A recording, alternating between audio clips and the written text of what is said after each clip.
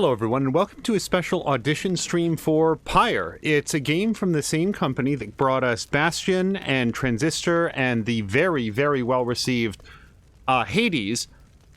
Most of those games I've not played, although I have played Bastion.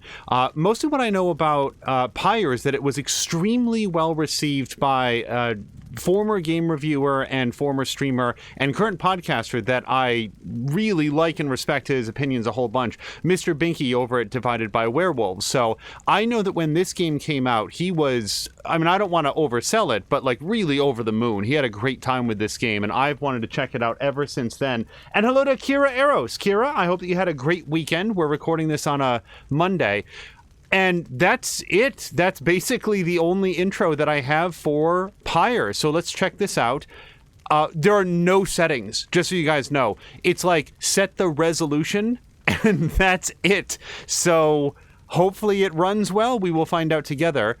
Now let's see. About campaign mode. Join your fellow exiles in their quest for freedom. There is no game over in the campaign.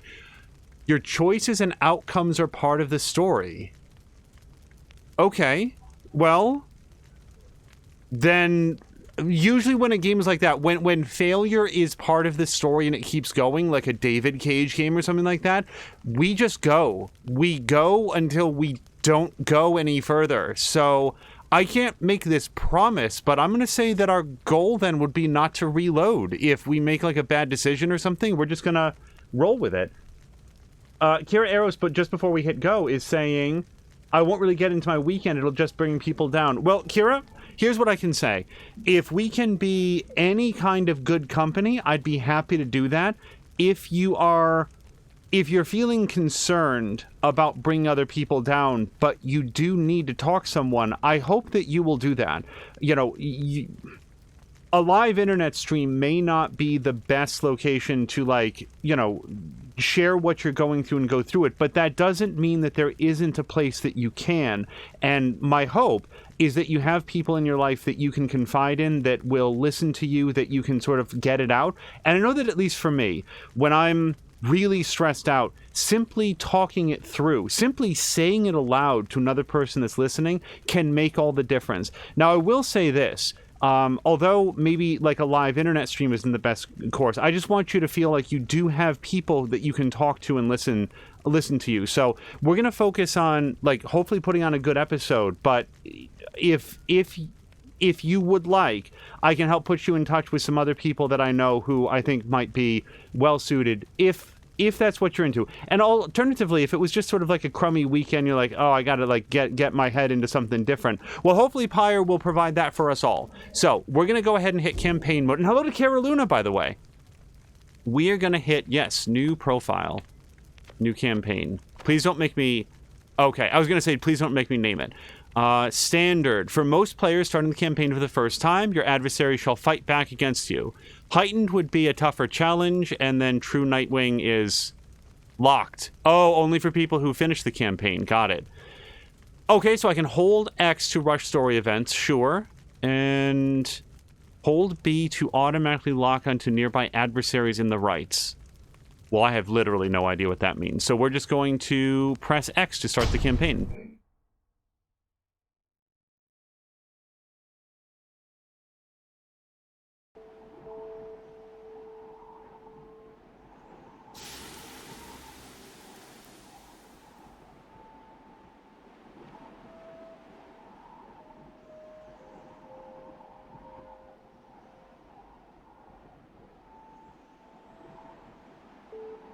Okay. There we go. Let's press a button. Guys, I'm not even certain I know what genre this is.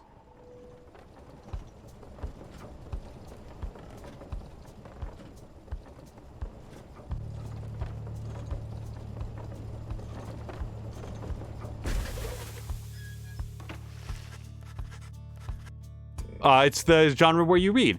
Your days in the downside brought slow, lonesome agony. Now as you lie yielding to the elements, something rumbles into view. 3 shapes emerge, each clad in strange attire. Whoops. Oh, okay. So downside. Okay, so we've got some definitions. Downside is a vast purgatory into which the Commonwealth casts its convicts and its enemies. None have been known to return from the Forsaken Land. Another piece of filth is expelled from the Commonwealth. The Commonwealth is a proud country risen from the ashes of a fallen empire, home to a multitude of ethnic groups, founded on principles of mercy and kinship, whose exact meanings evolved through many centuries. Oh, that's Masked Woman, by the way. And Masked Something says, see, right on schedule. What did I tell you? You told us we'd find someone alive. Someday. I said we'd find someone alive someday. Just not today, I guess. But don't be glum. You know I see you frowning underneath that mask. Oh, hold on. Looks like she's breathing. The masked wanderers presume you are female. Well, no, that's fine. Oh, I wasn't even paying attention that she's breathing. No, man, if that's the default, we'll go with the default. It seems she's still is. Then stand aside. I shall send her to a better place. She's a she? Can you people just tell? Hang on, the markings on her rags. I think she's one of them. But look at her. She's beyond our help, and we are beyond hers. Broken, shaking, starving, probably diseased. Yeah, good luck with that there, chum. See you back at the wagon. Indeed, the days grow dim. The day grows dim. You have at best an hour. Hello to Jab, doing some crafting while we're on the TV. Hello to Mia and Azaric. Just super quickly, Kira says, no worries, nothing really serious, just a crazy work doctor about my shoulder. I heard it at work nearly 3 weeks ago, and then my mom having to get stitches right after instinctively trying to catch a falling knife. Yow. That does sound like a rough weekend, but Kira, I'm glad to hear that it's nothing too serious. I hope that your mom does better, and hope your shoulder improves soon. You guys are coming in right at the beginning. So Masked Man says, understood, I won't be long. After the others leave, the man turns towards you and begins unfastening his mask. Oh, he's way more handsome than I thought he was going to be. Hello, my friend. I don't care who you are or what you did. None of that matters anymore. All of us, we're equal nothings here. You are parched and he gives you a drink. You ache and he binds your wounds. You hunger and he gives you food. Little by little, it helps. There. Turns out you're tougher than you look. Name's Hedwyn. Now, come on. Oh, hold on. Hedwyn. He is one of the 3 masked wanderers who found you clinging to life in the downside. You sense no ill intent as he helps you up and leads you to an old black wagon. Black wagon. It's one word. Nothing like the stately vessels that paraded the Commonwealth criminals through alabaster streets. Okay, so it will continue to define things that we do know about. Hedwyn beckons you to enter the black wagon. Yes, I mean, we'll do that. Is there anything else that's the only option, so...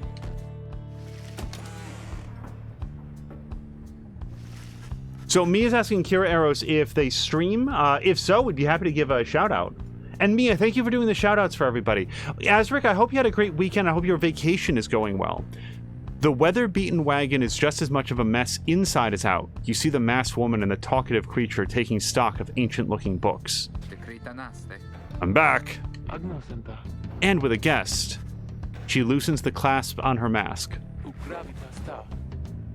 I have no idea how to voice this person. Horned woman. Oh, God, I didn't even see the horns at first. I was looking at the eyes and the Cassandra-like ponytail. That's a real style in video games lately. You may call me Jodariel. She is the most imposing of the 3 masked wanderers who found you clinging to life. And as for myself, the small one struggles with his mask. Jodariel soon assists him. Oh, no one was expecting this. Ow! I don't have a voice for a dog man. Well, he talks like this.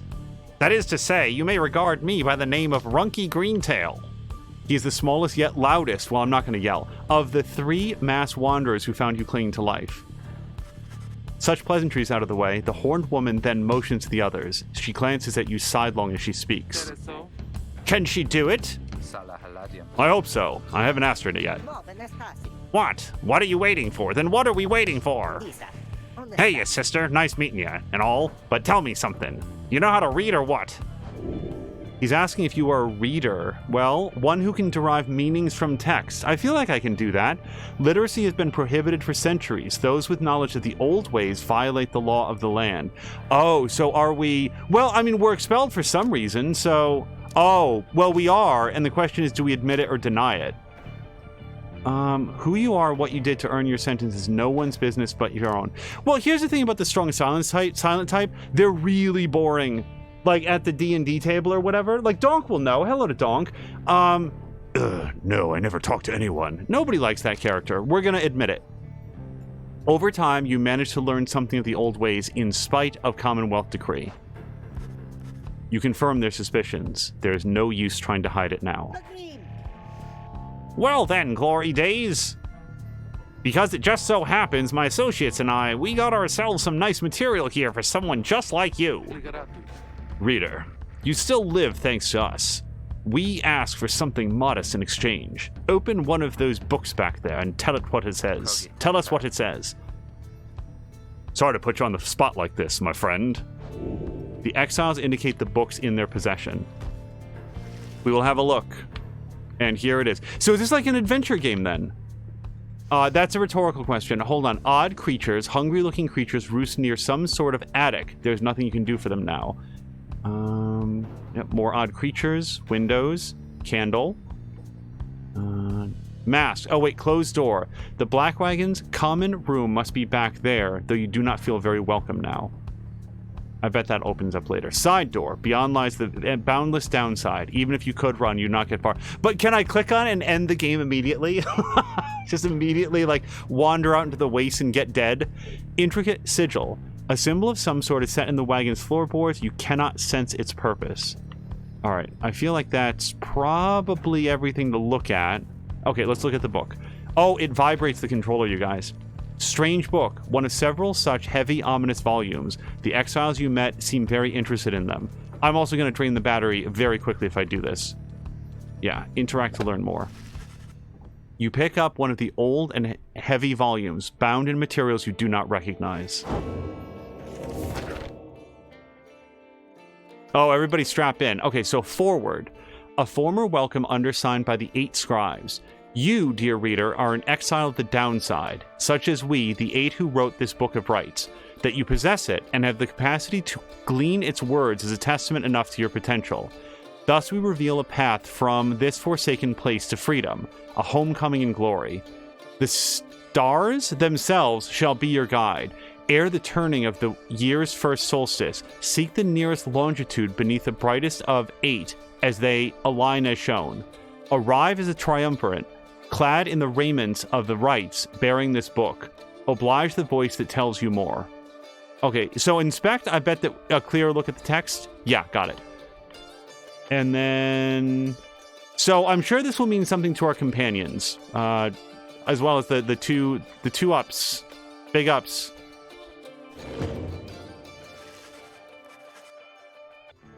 Wait, I certainly did not call Donk boring, Mia. I was saying that, like, anybody that's played an RPG has probably at one point or another been at the table with the strong silent type who never wants to have any conversation, wants to be dark and mysterious, and then they get completely boxed into that character archetype and they're not able to, like, you know, participate in the parties. So that's what I was referencing. Jab is taking a break, needs to go back in a bit, though. Well, Jab, hopefully we can check this game out together.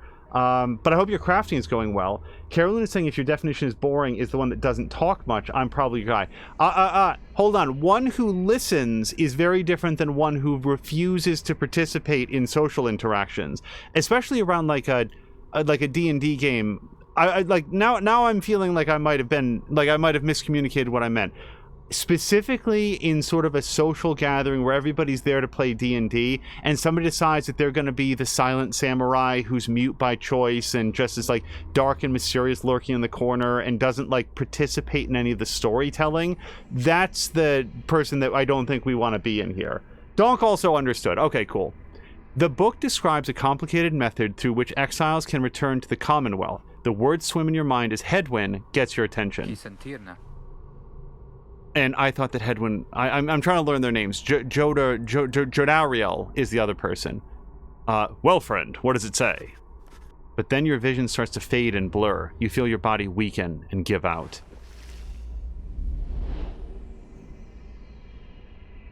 No, Mia's feeling bad. No, we're all good. And Mia, I hope everything went okay with your appointments. Dare you tamper with forbidden knowledge? So soon after your sentence into exile. 'Tis true what the book says. You can be free again. Perhaps not you yourself, but someone worthy of the privilege. You witness now the path toward salvation. You witness the rights, the one way to return to glory. Though in your case, I hardly think it possible. Yet, by the grace of the scribes, it is my duty to inform you anyhow. It worked. I'm Hedwyn now. I have to remember how they like sound when they're wearing their masks. So it is true. Yeah, but what now? And where'd the reader go? He should be out there still. For now, we have to put our faith in her. She could abandon us. She won't. You look upon the three of them from beyond as Hedwyn calls out to you. Reader, we aim to free ourselves. We will not grow old and die in the downside. And now I swear to you, when we get out of here, you're gonna come with us. But first, we need your help. Show us the way. Freedom. You focus all your mental faculties as to do as Hedwyn asked.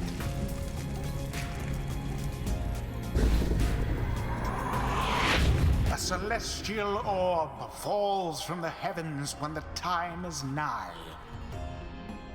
Okay, I just want to make sure I don't interrupt the dialogue.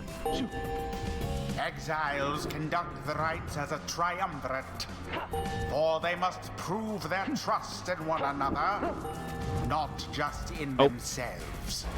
The three must act as one. Okay, so whoever has the orb gets to move. Right trigger to sprint. Sprint until stamina is depleted. Okay. Wait, where's your... Oh! I was looking at the bottom. Plunge into the pyre with the orb and be purified. Yes, the exiled rookie has the way of it. Whoever steps into the flame is banished for a time. His or her cohorts must make do on their own. Oh, but it is not so simple. In the rites, you shall face adversaries whose own freedom is at stake. Beware the aura that surrounds them, as they shall beware yours. Okay. I'm so glad there's a tutorial for this. The aura is your wrongdoing. Accept it as a part of you. Cast your aura like a stone. Oh, okay. Go on. Correctly done. Again. Just so. A glorious performance, I admit. More than I expected from the likes of you. Grasp the orb once more. The orb absorbs the aura, then the orb quenches the flame. I'm not doing this, by the way. Say jump. Leap with all Okay, your strength. hold on. Sails the orb into the waiting flame. Oh, we got Rookie back. Okay. Now snuff out the adversary's pyre whilst yours yet burns. Ooh, hold on. So, the big guy here doesn't have, like, a sprint. He's just got, like, a little bit of a dash. Okay. Dario plunged into their pyre. Now go.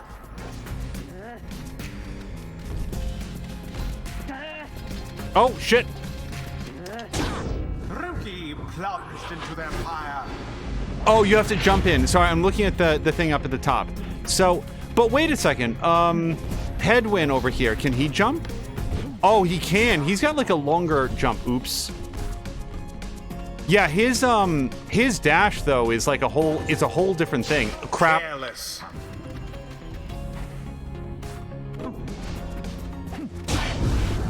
The rite is complete.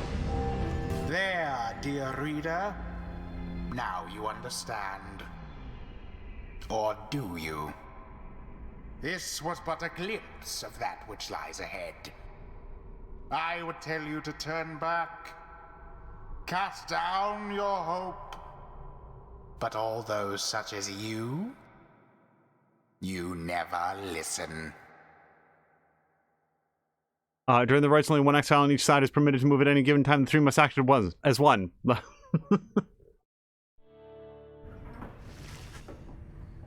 So Donkey's saying this is where Angel finds out it's an RPG sports game. Really? Okay. Azric is calling it a heightened game of dodgeball. Jab is saying, speaking of sports games, I understand the new Madden is just awful. Even pro football players. Really? I had not heard that. I didn't know anything about it. The new game. The new Madden. Which, as of this recording, would have come out pretty soon. And then, Azric is recommending to Mia to atone for her sins, Sweet as Whole by Sarah Bareilles. Don't say the title too quickly. It sounds like something else. It's definitely only Sweet as Whole. And then Mia is laughing. Okay, so others are still picking themselves up as you awaken. Well, that was something. That was our way out. So now we just follow the stars, or what? Supposedly. Reader, come, let us regard the night. Jodariel leads you outside where a clear night sky awaits. Now, show us before the howlers catch our scent. Where shall the rites commence? Do I know what rites are? An ancient ritual competition through which the worthiest exiles regain their freedom. The 8 scribes gave their freedom so that we may yet have ours. Prayer from the Book of Rites. You gaze at the stars. Well, there's this. Capriest, the Olden Star. The star of the moon stag hunter, those born under are ambitious, though also discontented. That drives their ambition. Scorpus, the Olden Star, star of the old cutter, those born under it are... Oh, wait, do I choose what my personality is? Those born under it are wiser than most. Most what's, though? Most goats? Because I don't know how wise those are. Geminian, the Olden Star, star of the first Empress, those born under it seek knowledge and new experiences. Well, if I have to choose, I'm going to go with that one, I think. And then there's others here. Interact to determine the... No, well, hold on. Can I do this one? No. Okay. I'm not choosing a personality. The South Star burns bright over a massive ridge of stone much further than the naked eye can see.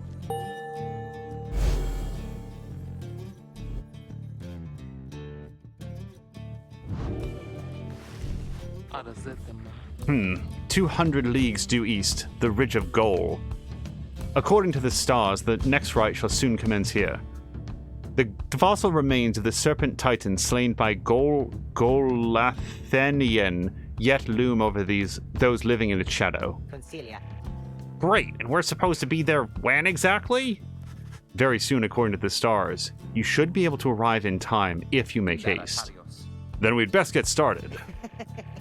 Well, this ought to be good for a few laughs at least. What do you say, Jody? Not Jody K, regular Jodariel. Jodariel turns to you, studying you. Reader, do not deceive us. Pray we make good use of our remaining time. What she means is, glad to have you aboard, sister.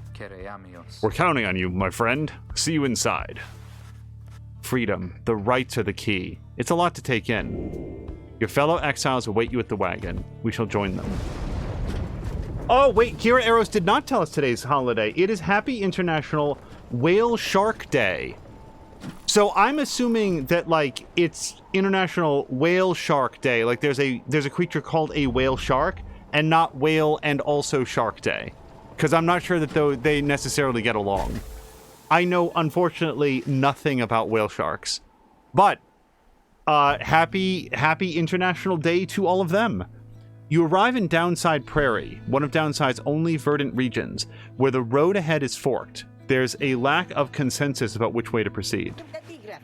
I'm telling you, we ought to take the Northern Pass. Got an associate holed up in Hollow Route I've got to pay a visit to, besides.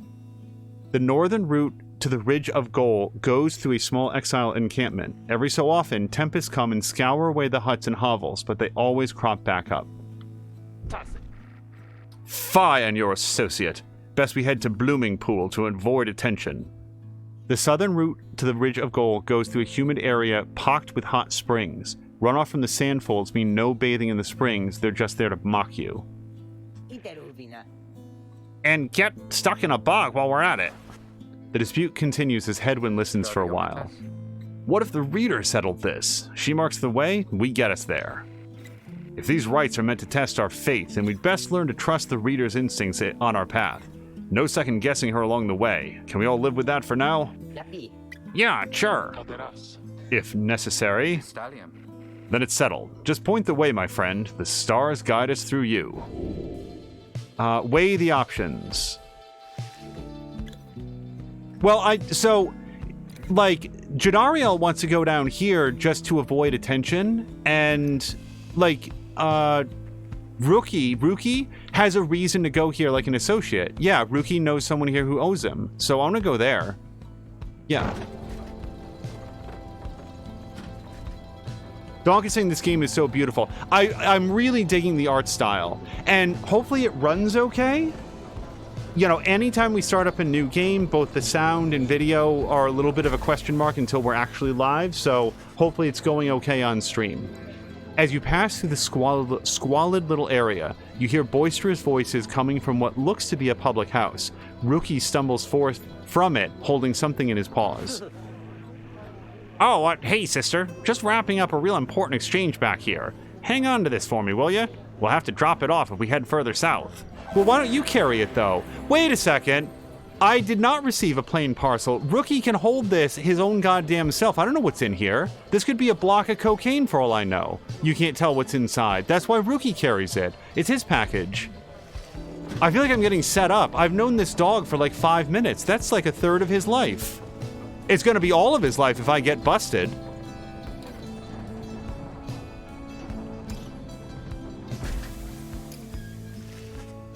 The black wagon grinds to a stop at the base of the Ridge of Goal. The others ask you to assist with making preparations for nightfall and the commencement of the rite.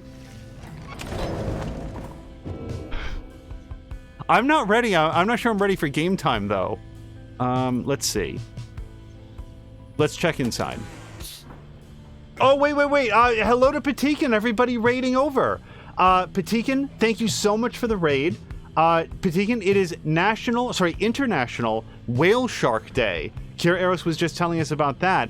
Why don't you tell us something about how Horizon Zero Dawn went? Did you guys have a good time? It seemed like you were making a lot of story progress when I looked in earlier. All right, let's see what we can look at. Old Raymond's, yes. Common room. Oh, we definitely have to go into the common room. Greentail family portrait, a reasonable likeness of a younger Rookie with his mother and uncle. Rookie status is nearby. I cannot do anything with that. Drive imp. Creatures such as this must have been bred to push the black wagon along. Oh, is this... Oh, this is how we roll around. They're not odd... Well, they are odd creatures, but they're also our propulsion system. Oh, we can interact with him. He seems to have something on his mind. I honestly, guys, I didn't see him over here. I was trying to steal his letter. His portrait, rather. Hey, sister. Appreciate you taking us through the hollow route back there. About that, are you certain the parcel will fetch us an adequate price as the slug market? Surely we could have procured some sort of rare fungus had we gone the other way. Although I should have brought that up before asking you to make the decision, Rita. Slug market, a crude trading post found in the downside. Commonwealth contraband sometimes finds its way to the downside where it is traded and sold.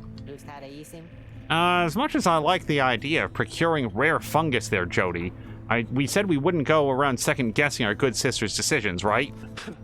Jodariel says nothing in response, but soon changes the subject. Night falls soon. Come along, Greentail. We have much left to prepare. Oh, Greentail is his last name. An opportunistic and well-connected cur still clinging to his once comfortable lifestyle. The two of them soon go about rummaging through the Raymonds as the books strewn around the wagon... and the books strewn around the wagon, leaving you to your own devices. Okay, so we've got that. Hedwyn's cooking tins. So Hedwyn is browsing the book, which probably means... Well, Jodariel is nearby, which may mean in there, or is he, like, lurking here that I also haven't seen? You observe the masks and robes whose old engravings and embroidery suggest a formal purpose. Some of the garments are massive, while others are so small they might fit a child. Or, you know, like a white dog that you know. Alright, drive imp. Exit. Well, I don't think that I want to go outside yet. Let's look at the revealed pages. Oh, here we go. The first exile. In the words of Golethenian, the Master General, you know perhaps the thrice cursed name of Solium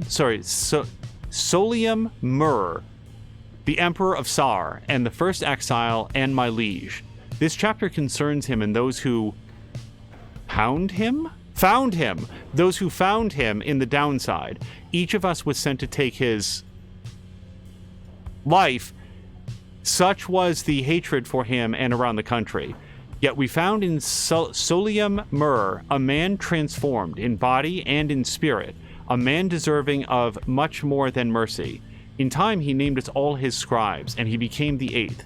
It is my greatest honor now to share with you his deeds. To know his story is to know the right. So we probably want to keep up to date on this. I think that's as far as we can read, though. Yeah. Okay. So apparently there's going to be some more chapters that we look into. Pategan is confirming that Horizon went well, did some main story stuff after doing a side quest, getting close to the end of the main game. Now, Pategan, have you done the expansion in that previously? Because that is the section that I have not seen at all. I want to go into the common room.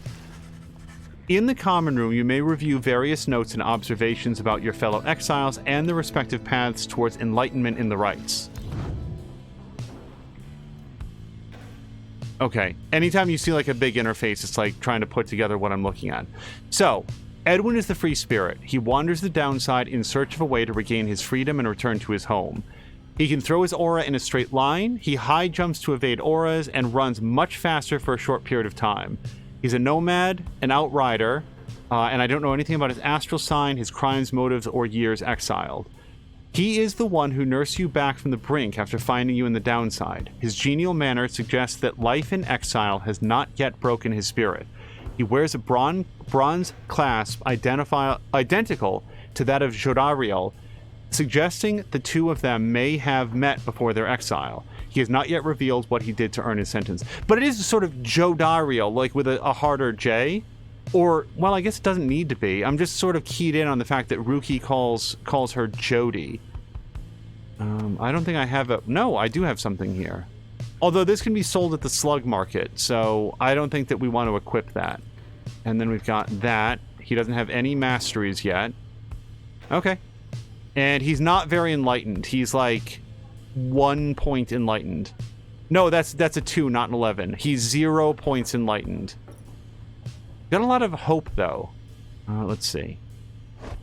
All right, so Jodariel. Demon. More enlightened, by the way. Lots of presence. Lots of glory. Glory and presence. Those are the watchwords for Jodariel. What's this? Oh, a bio, yeah. She's a grim, longtime resident of the downside, grown accustomed to surviving there.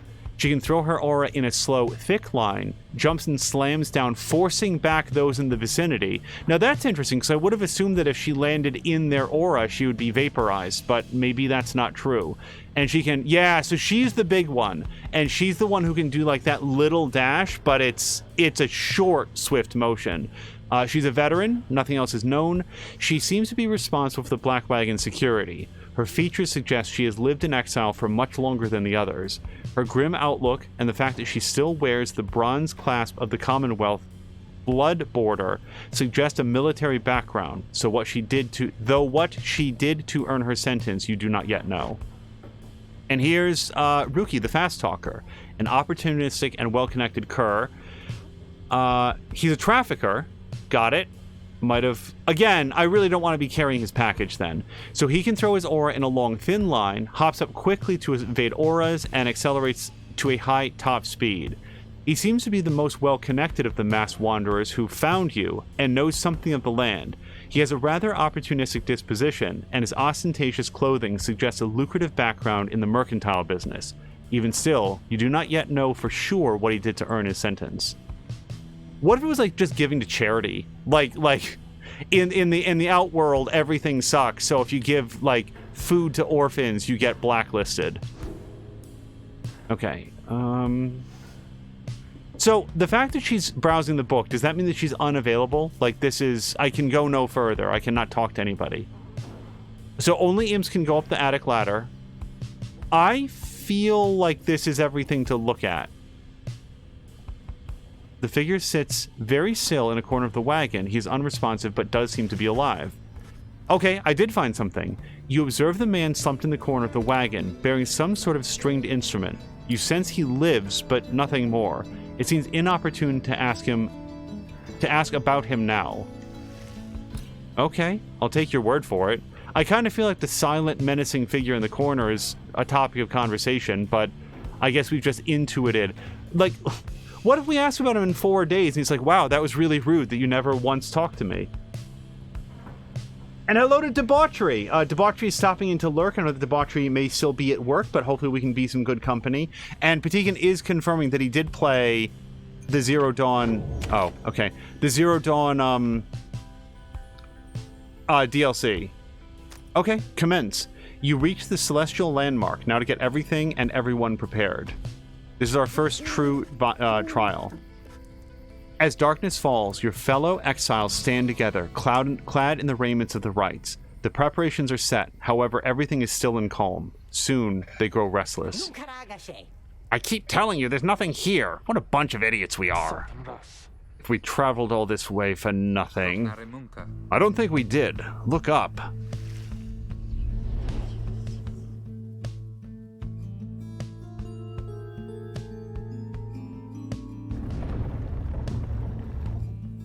I had an easier time identifying constellations if they did that when I looked at them.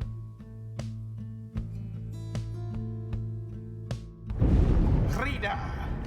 The stars align at last. You reach the Ridge of Gold at the appointed time, and your Triumvirate is ready.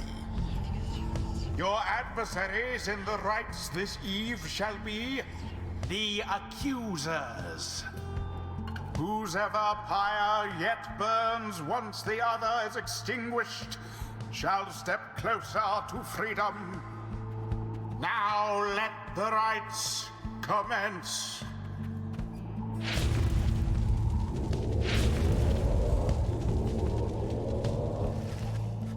The stars are aligned and your pyre burns bright. Across from your companions appear several others also clad in raiments, your adversaries in the rites. Everyone ready? Aye, let's hope so. Be still. We have a visitor. The one whom she refers to steps forward. At last, the Nightwings grace us with their presence. So the name of a triumvirate in blue, it seems your fellow exiles have assumed their identity. Okay, so we're the Nightwings.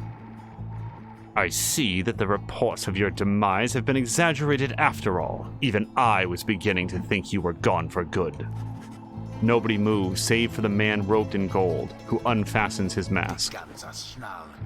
Surprised to see old Lendl again. I trust you remember my face, though you must have assumed never to see it again after last time. Never had I come so close to freedom, only for you to dash my hopes. Now, I and the accusers shall repay that affront. An exile triumphant clad in gold, their leader harbors ill will for something he thinks you did. Hey man, I just met these guys. He shoves his mask back on and takes position with his comrades. It is time. From the shadows, you clutch the Book of Rites and focus on the task at hand.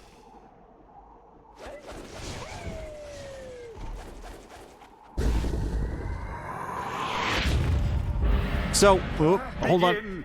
No, get it. So, I feel like if we pass this over to him... Oh, hold on. Yeah! Simply monstrous. Hold on. Shoot. Have the accusers underestimated you? So, who's this, what's her face? Oh.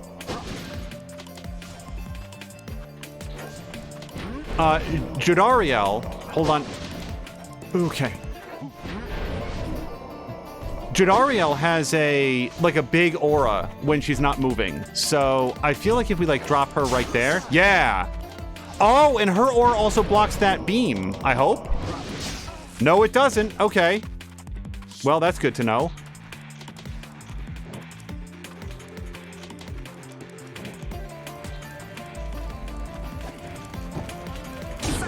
With grace.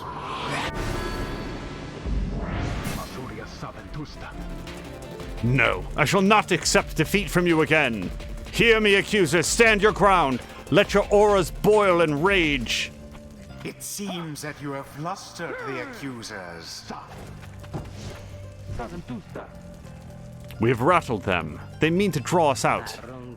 And we'll just have to run more circles around them. Hold Have you B. any idea what Okay. that Lendl did to deserve his exile? Oh, hold on. Well, shit, that was a terrible idea then.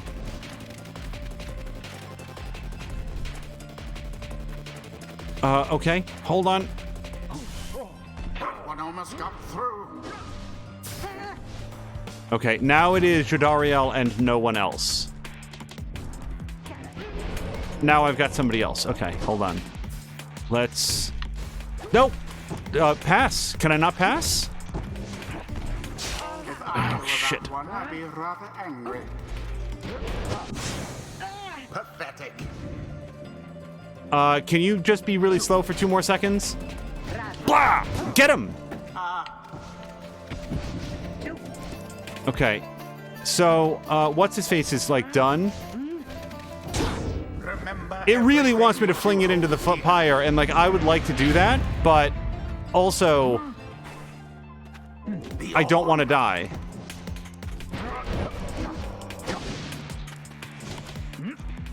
Shit. Okay, see, I gotta practice that, because I feel like it's important to be able to do. Edwin Balls. is Spanish.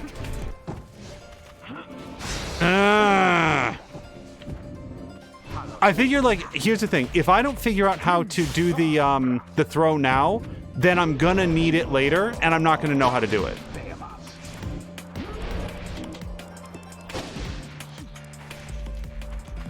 Balls! For naught.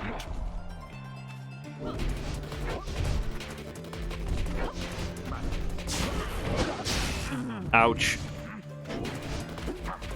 No. Banished.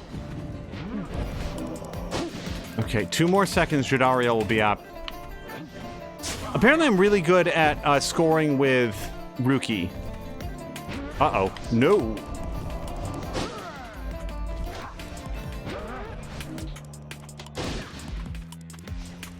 So... Ooh, a daring display. Flinging the orb into the flames like that. Eastbourne! You Hold on. elude banishment using such tricks. Eastbourne, hold on. Eastbourne, hello to you and everybody raiding over. We also just got a big raid from Patikin as well. Eastbourne, thank you so much for the raid. Patikin or Mia, if anybody's around, if we could throw up a shout out for Eastbourne, that would be great, because I'm not sure what Eastbourne was playing. Eastbourne, you can also tell us. I'm very curious what you were playing. I hope you had a great time. This is episode 1, sort of an audition stream of Pyre, which turns out, like Donk said, to be a sort of an RPG sports game, like fantasy sports game, and I'm very much figuring out how it works, and I'm not super good at it yet.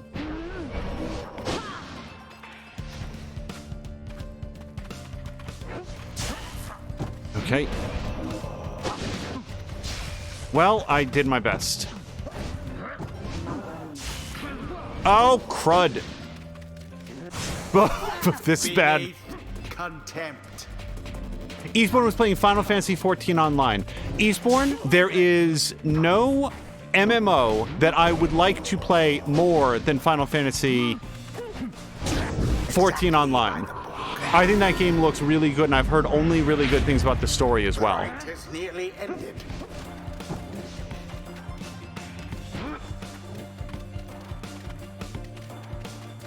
I would like Jodariel to be able to score at least once. I feel like that'd be pretty cool.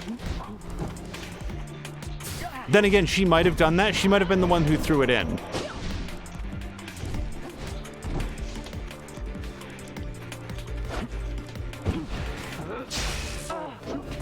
Oh! Oh no! They caught it! Hold on. Oh, I'm smoked now. Fudge. Eastbourne might have lost the last year to okay, to Final Fantasy XIV. And Eastbourne, that's the thing about MMOs, isn't it? The thing about MMOs is when you play them, then that's sort of like the game you play because. Okay. Ugh. I'm just gonna walk it in. And it is done. You have prevailed. Rejoice then in your single fleeting victory. Oh man, Dan Snacks, thank you very much for the follow.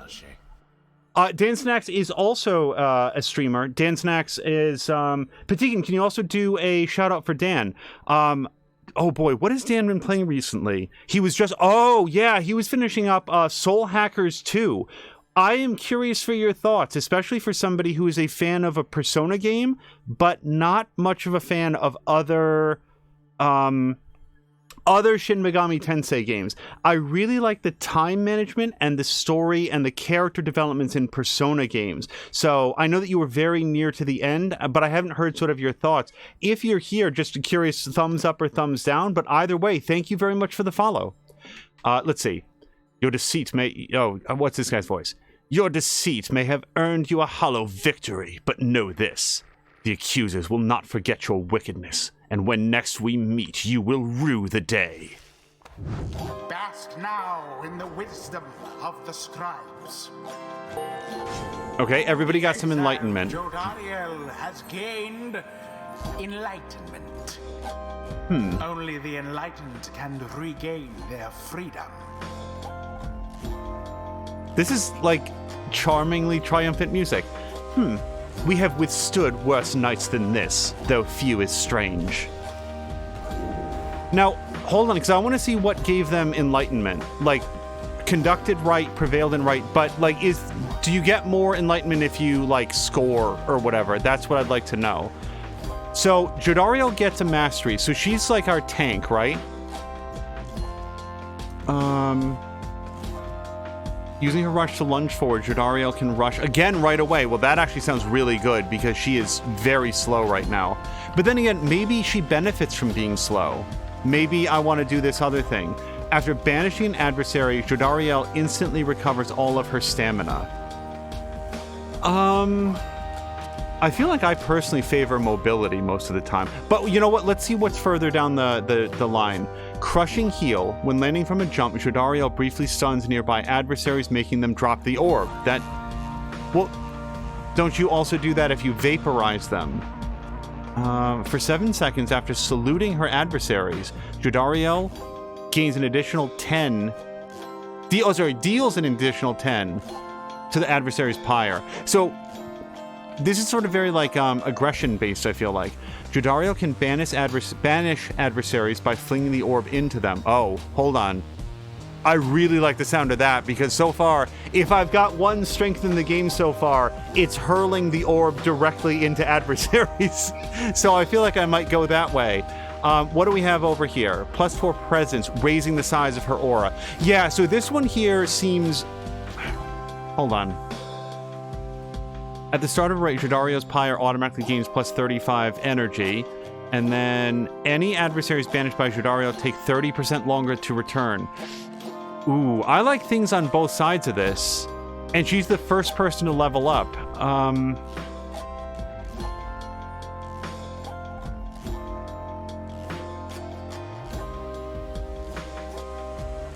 I think I'm going to...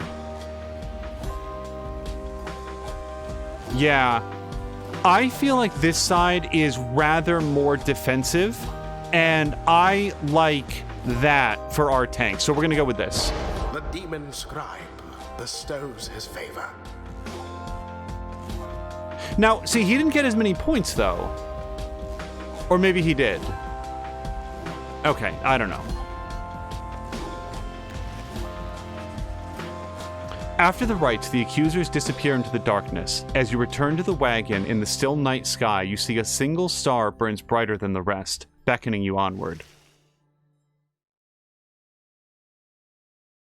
Now, for anybody that missed the very beginning of this, one of the things that it introduced right at the start is both wins and losses go towards your story. Like, there is no game over. There is only the story that you play. So, in the event that I lose, like, okay, like, if I were to lose due to a dead controller or something, maybe then. But barring some sort of actual technical issue, we're going to take the wins and losses as they come.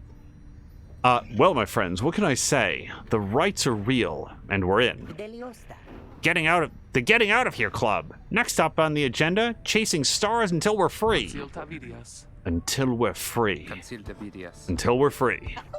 Here, here. Sounds fine. Might as well be us instead of Lendl back there. Hold on, let's read about Lendl.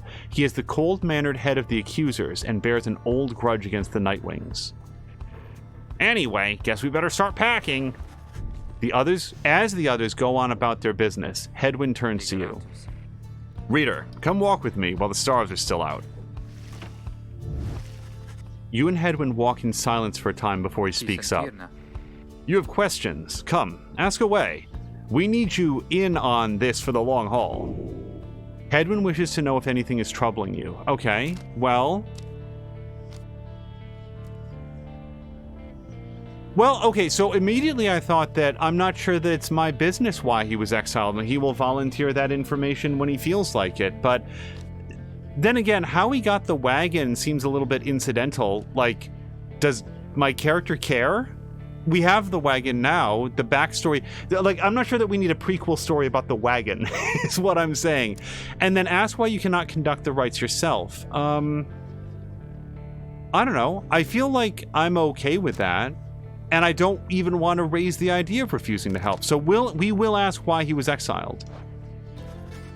You ask Hedwyn what he did to get sentenced to living in the downside. He maintains eye contact and his smile. Good question, my friend. We're going to have a lot of time to discuss that and many other things. Make your deal. Read the stars for us again and I'll tell you about it on the way. You sense he speaks truly as he beckons towards the fading dark above. Okay, let's seek out our destination. So this one is lit up now. So, yep. So that's our current destination. We see some minor stars around it that probably don't count. And now we can go to the Dusk Star. The Dusk Star burns bright over an ancient spring in Jomur Valley. Somebody say that aloud because I don't know how to pronounce it. Oh, it's like a weird scorpion moon rock. That's a long way north and west. We'll see if this old wagon's fit for it. Did I ever tell you how I got the wagon? It's actually the most interesting of my stories. But anyway, he turns to the others. How's it going, rookie? Imps fed, wheels clean. Status, Jody? No sign of howlers. Everything is secure. Good. Then get some rest. We're headed to the spring of Jomur. According to the stars, the next rite shall soon commence here. The Alpha Chief hoped bathing here would cure his ailments, but it only made him itch. At dawn, we're off. Okay. Well, hold on. Let's look. So we can talk to Ruki again. Can I ask about the Lone Minstrel? Nope.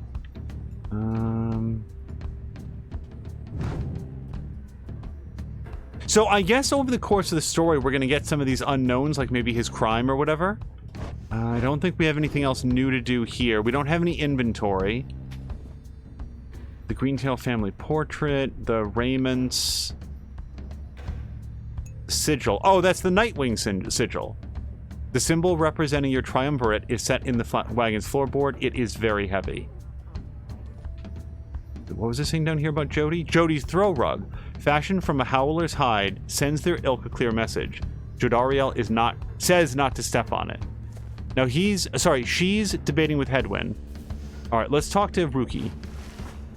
You find Ruki rummaging around in the corner of the black wagon. Hey, sister.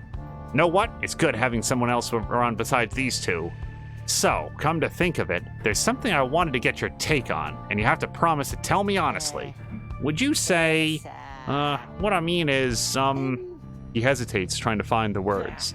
Look, what I'm trying to say is, You sense something serious is troubling him. He moves in very close, making sure no one else is in earshot. It's about my mustache. I've been getting some conflicting reports about it. Would you say my mustache, that it makes me look a bit, unscrupulous? Ruki wishes to know if you think his mustache suits him. He is literally the first dog that I've met with a mustache. Seems fine to me. I'm going to say it looks perfectly fine. It gives him a distinguished sort of look. You suggest that Ruki's mustache looks perfectly fine. He grins wide at you, as opposed to his non-wide grin. I just want to point that out. Couldn't agree more, sister. I knew straight away that you're a real judge of character. Anyway, gotta check on the wheels again for mites. See you around. He bounds off out of the wagon. Ruki gains +1 hope for the next right. Oh, nice. Okay, so it only affects the next right, but it means that he will be back more quickly. Okay, is there anything else that we need to do? Oh, we might have a new page.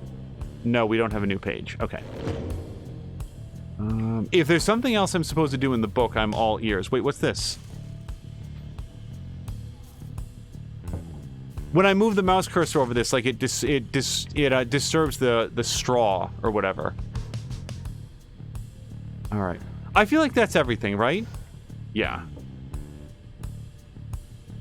Nope, sorry, we already went in there. Okay, let's go on.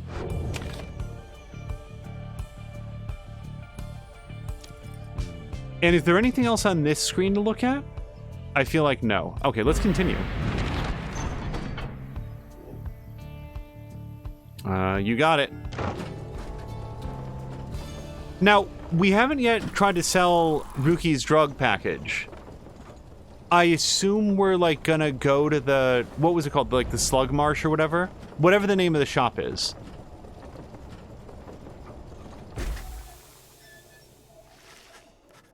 Also, if Eastbourne is still near the mic, who's your main? Like, what's your main character class? I know that McMaster, our friend JV McMaster, played a monk primarily, and he made it look super fun. But I'm not super familiar with the other, what are they called? Jobs, actually, rather than classes. The climate here in Jomur Valley is hot and uncomfortable. On top of that, we have a stowaway. Home? We can go home? She must have latched onto the undercarriage as you cross the ridge. Her manner is odd, though you sense she means no harm. She must have overheard some of your fellow exiles' conversations. You need but say the word, Hedwyn. Oh, come on, you can't be serious, Jody. She's just some kid who managed to climb aboard our wagon undetected, but still. Do it, Jody. Jodariel approaches the girl and looms over her.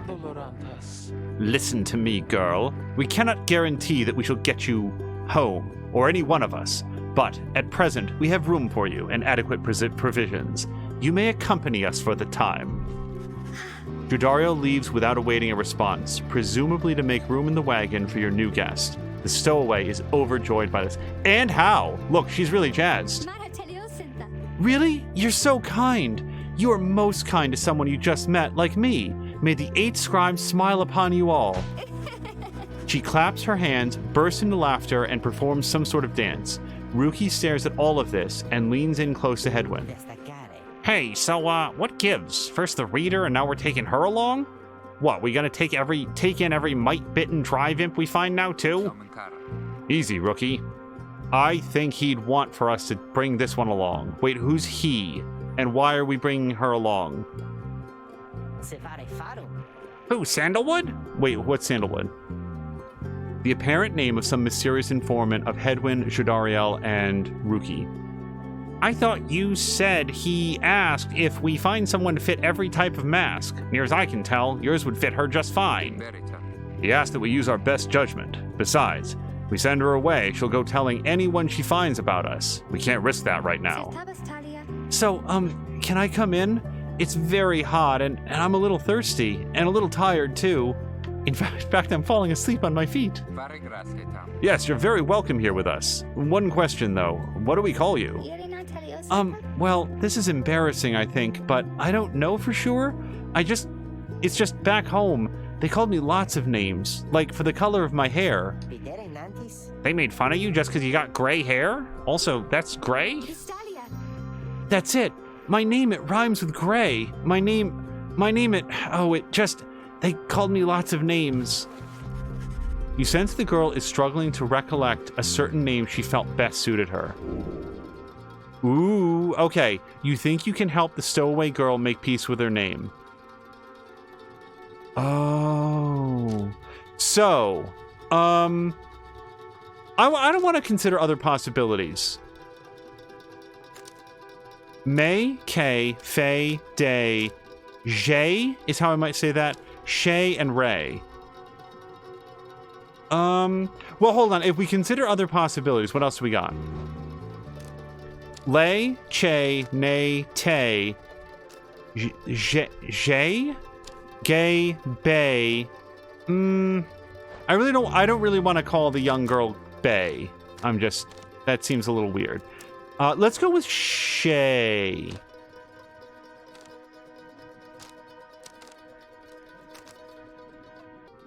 Oh, hello to Ricardinho. I'm gonna go with Shay. Yeah. You suggested the stowaway girl's name is Shay. So, Ricardinho, we are just trying out Pyre for the first time. As Donk said, it turns out to be an RPG sports game, and we just picked up a new person. Why, that's it. My name is Shay. Where I'm from, they called me Shay the Shoddy. Oops. But I guess maybe you don't have to say that part because I really didn't like it. Your fellow exiles decide to bring Shay along for now. She is a young vagabond girl with an odd manner and unshakable sense of curiosity. She almost collapses from exhaustion. I assume that she would have had a pejorative nickname no matter what we chose, but she almost collapses from exhaustion, so you take her in and show her somewhere she can rest. Now I'm curious, like, what percentage of people chose all the other names? Shay joined the group. She's tired but excited. Welcome aboard.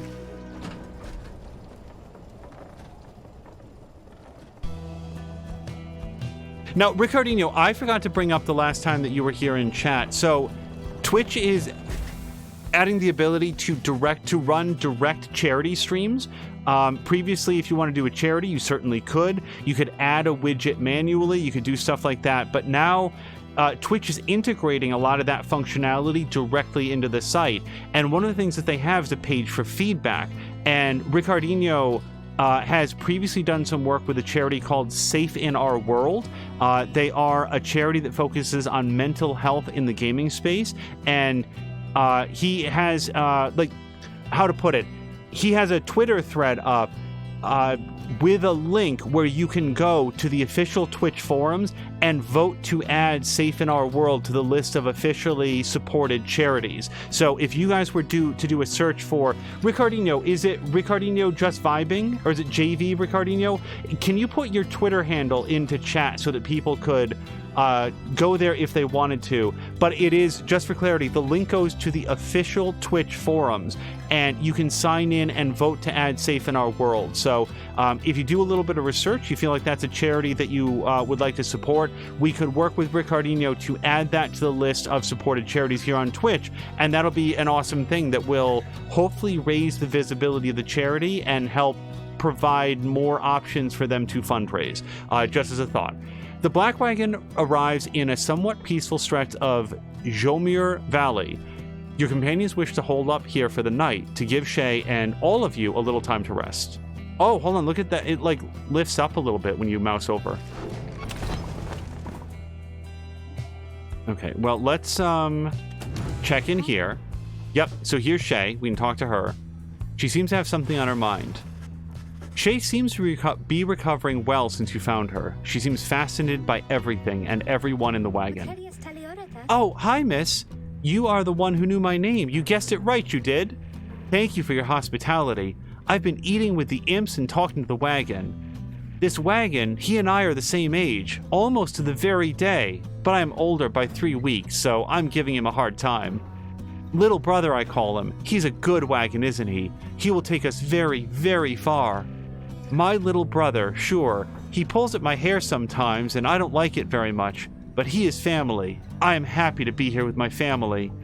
I thought I'd lost them all again. I thought that I lost them all.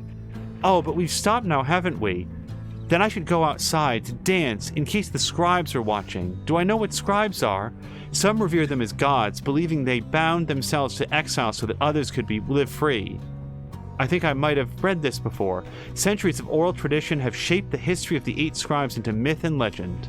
Bye, miss. Smiling back at you, she prances out the door. She's very upbeat. I mean, that's nice. Well, look, so let's see what we know about Shay. Oh, she's actually not on the team. I kind of assumed that she was. Ricardino is noting that the charity... So, Ricardino has actually put a link directly to the tweet itself, which is even better. Ricardino said that when he discovered it, they had 76 votes, but it's now up to 138, which is not quite double, but it's working up towards it. Thanks for giving this awareness, Angel. It means a lot to me because I really love the charity. Yeah, so the link to that to the Twitter feed, to the tweet itself is currently in chat. And Ricardino, if you wanted to, you could also put a link directly to the thread itself. But I don't know if they track like how people find it. So when in doubt, go to the tweet and click through, and it should go to the page. But the real upshot is, here's a chance to, like, you can support the charity by simply adding it to the petition, for adding your name to the petition for Twitch to consider it. So, like, even just looking at that, even just signing off on that, helps the charity and raise its awareness. All right, so Headwind is doing minor repairs. Let's see if there's anything in the Book of Rites. I haven't yet mastered when all of this is updated, so... All right, let's go outside. We will consider our options. Your fellow exiles are taking a moment to unwind. Shadariel motions for you to join them. Best get used to your new life here, reader. We seldom get such moments of reprieve. Perhaps some further study of that book shall pass the time. You could join me for a little stroll if you're feeling up to it. Always something to be forged around here. Or you could teach us more of what you know. Prepare us for the next rite. In any of the case, we do what we can to stay busy. Keeps the sense of isolation well at bay. At certain junctures, you may choose from several vocations, ways in which you can make yourself useful during occasional moments of free time. Okay. So we could forage for resources. That's not unwelcome, but I don't actually know what the resources would be used for, or, like, are they crafting resources? Are they consumables? I don't know yet. I'd like to learn, but we can study in private. Hone your skills as a reader to grant a small global bonus to your fellow exiles during the rites. Like, generally, because that, if it's permanent, that's even better. And then, mentor a companion. Teach your fellow exiles of the old ways to raise their individual rank in the rites more quickly. Well, see, that's tough to put down.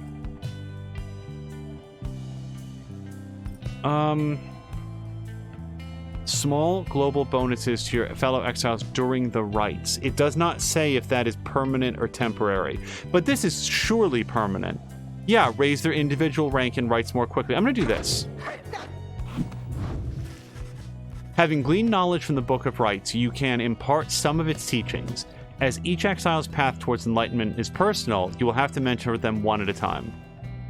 So here's who we're not doing, Jadariel, because she actually has more enlightenment than anybody else. And I'm going to say that Ruki is just slightly lower than Hedwyn. So I think that we're going to... Sorry, his hope is green. Okay. Yeah, so oh, right, because we increased it by 1, didn't we? Let's help him out, because he has the lowest level of enlightenment. So we're going to do that. Mentor. Sure, sister. I could go for some enlightenment right about now. Might take the edge off. You illustrate to Ruki some of the intricacies of the rites, focusing on how all 3 in a triumvirate can move and act as one mind. You sense he grasps some of the concept.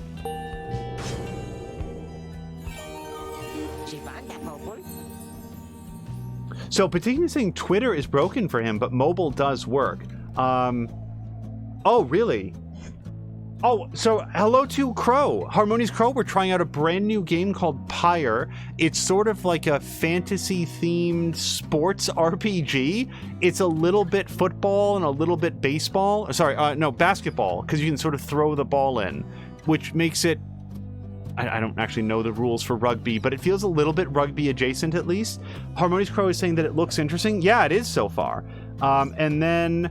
So yeah, Patikin was saying that Twitter was broken for him, but Ricardinho has now put a link directly to the poll on the Twitch .uservoice.com. Oh wow! Holy hell! He went higher than what's her face, Shadariel. Okay, Ruki can jump a second time while airborne. Ooh, a double jump sounds really good. A double jump sounds like it would do a great job of helping you recover from like a mistaken jump. Ruki deals an additional 5 damage when plunging into the adversary's... Well, that's not bad at all. Glory dive. What else do we got? When sprinting, Ruki accelerates faster than usual to gain an even faster top speed. After he's banished by an adversary, Ruki has a 50% chance to return in only 1 second. Well, that's really good. Cast is... Well, okay, so here's... Keen Eye doesn't seem super good, and I'll tell you why. Ruki's aura is minuscule. So it's like 50% of 0.25. It's larger, but not by enough, I think, to be really useful. Maybe I'm wrong about that. When Ruki banishes his adversaries by casting his aura, the blast can banish other nearby adversaries. Well, that sounds interesting. But I think we're going to go for the double jump. I feel like everything on this... Yeah, I feel like everything on this line is a good one. So we're going to grab this one. Phew, gotta hand it to you, sister. That book's not quite as boring as I thought. I better go lie down. Crow was saying, fantasy sports game, not sure, not what I thought when I popped in. Nor I, but that is what we're in for. We're hopefully going to do another rite, which is basically a match, like a game. There's nothing else in here, right? We talked to Shay. Yeah. Okay, let's go. Continue your journey. The path leading further west splits off, and once again, your fellow exiles turn the choice of where to go over to you. Shay seems enthusiastic for whichever route you choose. She would also seem enthusiastic about not doing any route, I feel like. So, Glue Hive, the north route across the Jotmir Valley, passes the remains of the Hive Titan. Shay believes those who travel this path will be as strong as goal of the 8 scribes. Or we can go to Fall Flat. The south route across Jotmir Valley is riddled with barren rock and bone. Shay believes those who travel this path shall be swift, and well, I'm better at swift than strength. But the Glue Hive just sounds more interesting. I want to go with this place. And like, as you can see, Crow, there's like an adventure game element to it as well. Shay is behaving stranger than usual, really, as you pass through the rocky pathways of Glue Hive. Glue Hive is the north route across the Jotmir Valley, and it passes by the Hive Titan. The lifeless carapace of Bilanthius still looms over the western edge of the valley. The scribes, I think they're here.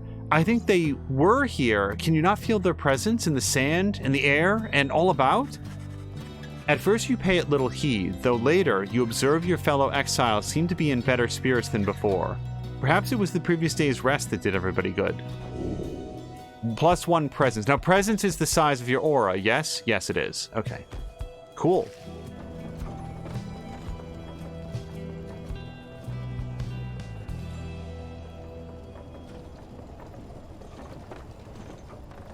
And that's how I discovered, by the way, that apparently the North Path was the really long way to go.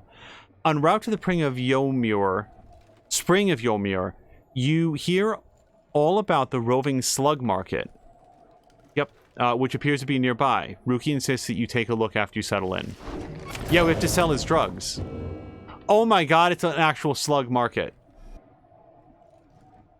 Ruki, I hope that your package isn't salt. Okay, well, let's chat around. So here's Hedwyn. He seems to have something on his mind. Hedwyn motions for you to join him. While his manner is as easygoing as ever, you sense he is searching for the right words for what he's about to say. Reader, it's occurred to me that it's not really working out. We're gonna leave you here at the slug market. No, just kidding. You'd asked what I did to get thrown in here. Figured I'd tell you. The others know. I was on the blood border for several years. An outrider. No real rank, but a pretty important job.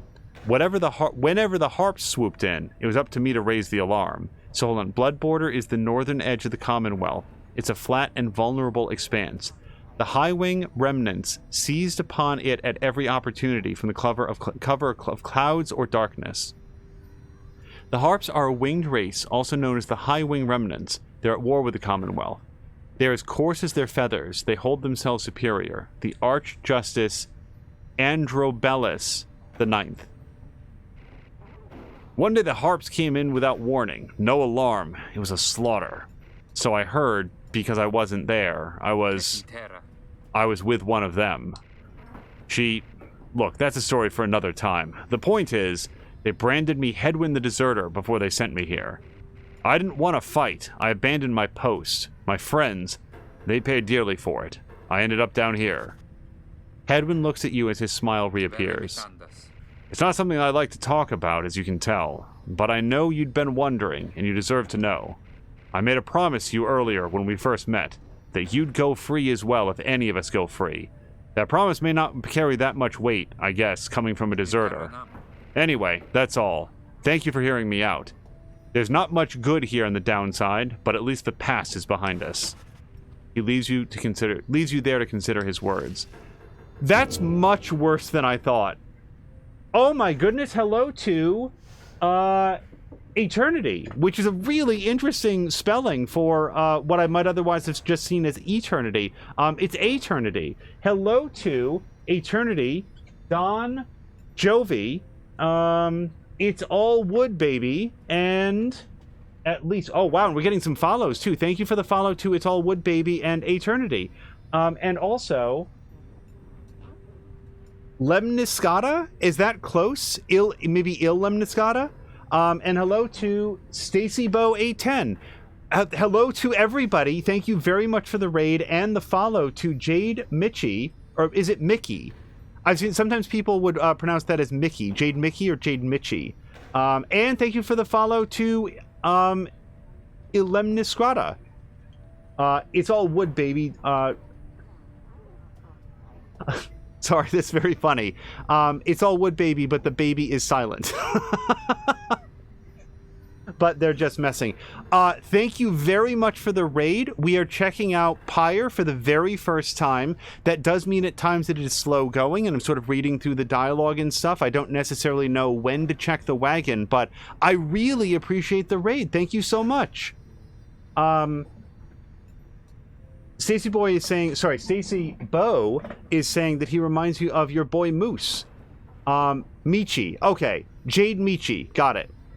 Baby silent. Well, that never happens. Oh, and hello to... Did I not say... I think Maxine has been here the whole time. Hello to Maxine if I failed to say hello. And as Maxine says, very few babies are silent. They will let you know when they need something. So we're just about to jump into another match, I think, but the Book of Rites is glowing, so maybe that means something new? No? This is really flashing, though, like I've not done something. No, that's just the page that I've selected. Okay, I've read it. I've poked at it. I feel like the book is good to go. Well, but then again, look, it stopped flashing after I clicked on it. Am I... Yeah, no, we read that page. Okay, I'm gonna go with success. And let's... So Hedwin is nearby, but, like, I don't see her to talk to... Or, sorry, him to talk to him. Alright, let's continue. Maxine says, I can't remember when you said hi. I came in with the Patikan raid, but was lurking before. Okay, then a special hello to Maxine, because although I greeted raiders, I may not have said hello specifically. So we are making our very first visit to the Slug Market. And if I can ask to Eternity, what were you playing? And if Patikan or one of the mods is around, if we could throw a shout out, that'd be awesome. I'm very curious what you were playing. So let's go to the Slug Market, where you can trade your forged goods for things of greater value. Hey guys, how's it going, Mr. Greentail? Been a while and all that. Hey Ron, it's going. Say, how come you set up shop all the way out here? Isn't this a little out of the way? Oh, well, let's just say you guys, you ain't my only customers. You see, Dad and I, we know this business pretty good. We've been around the block, and so... As Ron keeps blathering, Ruhi signals to you in a furtive way.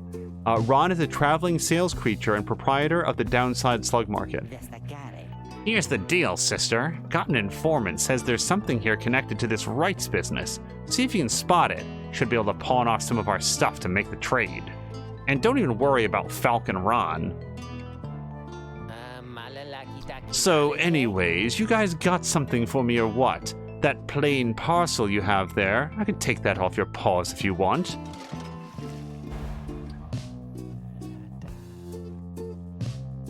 Oh, here is Mia, and Mia is welcoming everybody. Stacy Bow is asking It's All Wood Baby if they are streaming tonight. Oh, and Eternity was playing... Oh, look at that! Horizon... No, that was Patikan. So Patikan was playing Horizon Zero Dawn, and Eternity was also playing Pyre. I am curious, is it your first playthrough like it is for me, or like is it a replay for you? It's always interesting visiting a game that's like a little bit on the older side, because it has given people a time who enjoyed it when it first came out to already be like, man, Pyre was a really good game. I wonder if anybody's playing that. Okay, so let's sell this. I shall have 40 pence in total. Okay. Hey, you know, I'll take it, Mr. Greentail, though you drive a pretty hard bargain. Now, you gonna take something off my hands here, or what?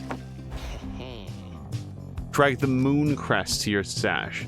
So, here's a new talisman, or a talisman. It's rank 10. After being banished by an adversary, the bearer has a chance to return immediately 30%. I'm gonna buy that because it's the tutorial. Huh. Okay. Well, this is a... Yeah, we've got 2 rank 10s and 2 rank 5s. We're gonna grab this because we are instructed to do so. Proceed. That's a one-of-a-kind thinger you got there, you know. And you got yourself a real good deal from me as well, so, thanks. Switch to the roster. So, wait, remind me what this does? This is a chance to return immediately. Apparently, any one of us bozos can get a little edge out of that thing during the rites, I mean. Just a question of who gets to try it out.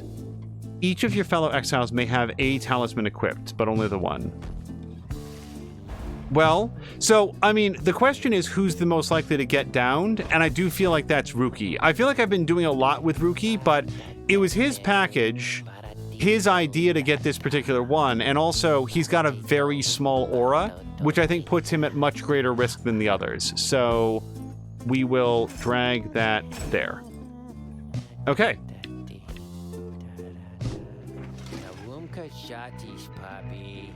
Patine's saying, man, what did I miss coming back to see all this chat here? It's all wood, baby, saying to Spacey Bow. I want to. I have nothing to do, but kind of procrastinate, and then it's time for bed. Boy, do I know that. Do I have so many days when I'm like, boy, I want to stream, but like I'll do it a little bit later because I've got a couple things to do, and then it winds up getting a little bit late. Carol Luna's noting that chat has explodicated a little bit. Yeah, we've had some awesome raids, not just from you, Patikin, and thank you again for the raid, but also from Eternity. It's all Wood saying to Stacy Bow, I'll try to be on around 7:30 or 8. Is that Eastern time, Wood? And then Eternity is saying, what were you saying about Rookie's package? Well, Rookie has been separated from his package in true canine fashion.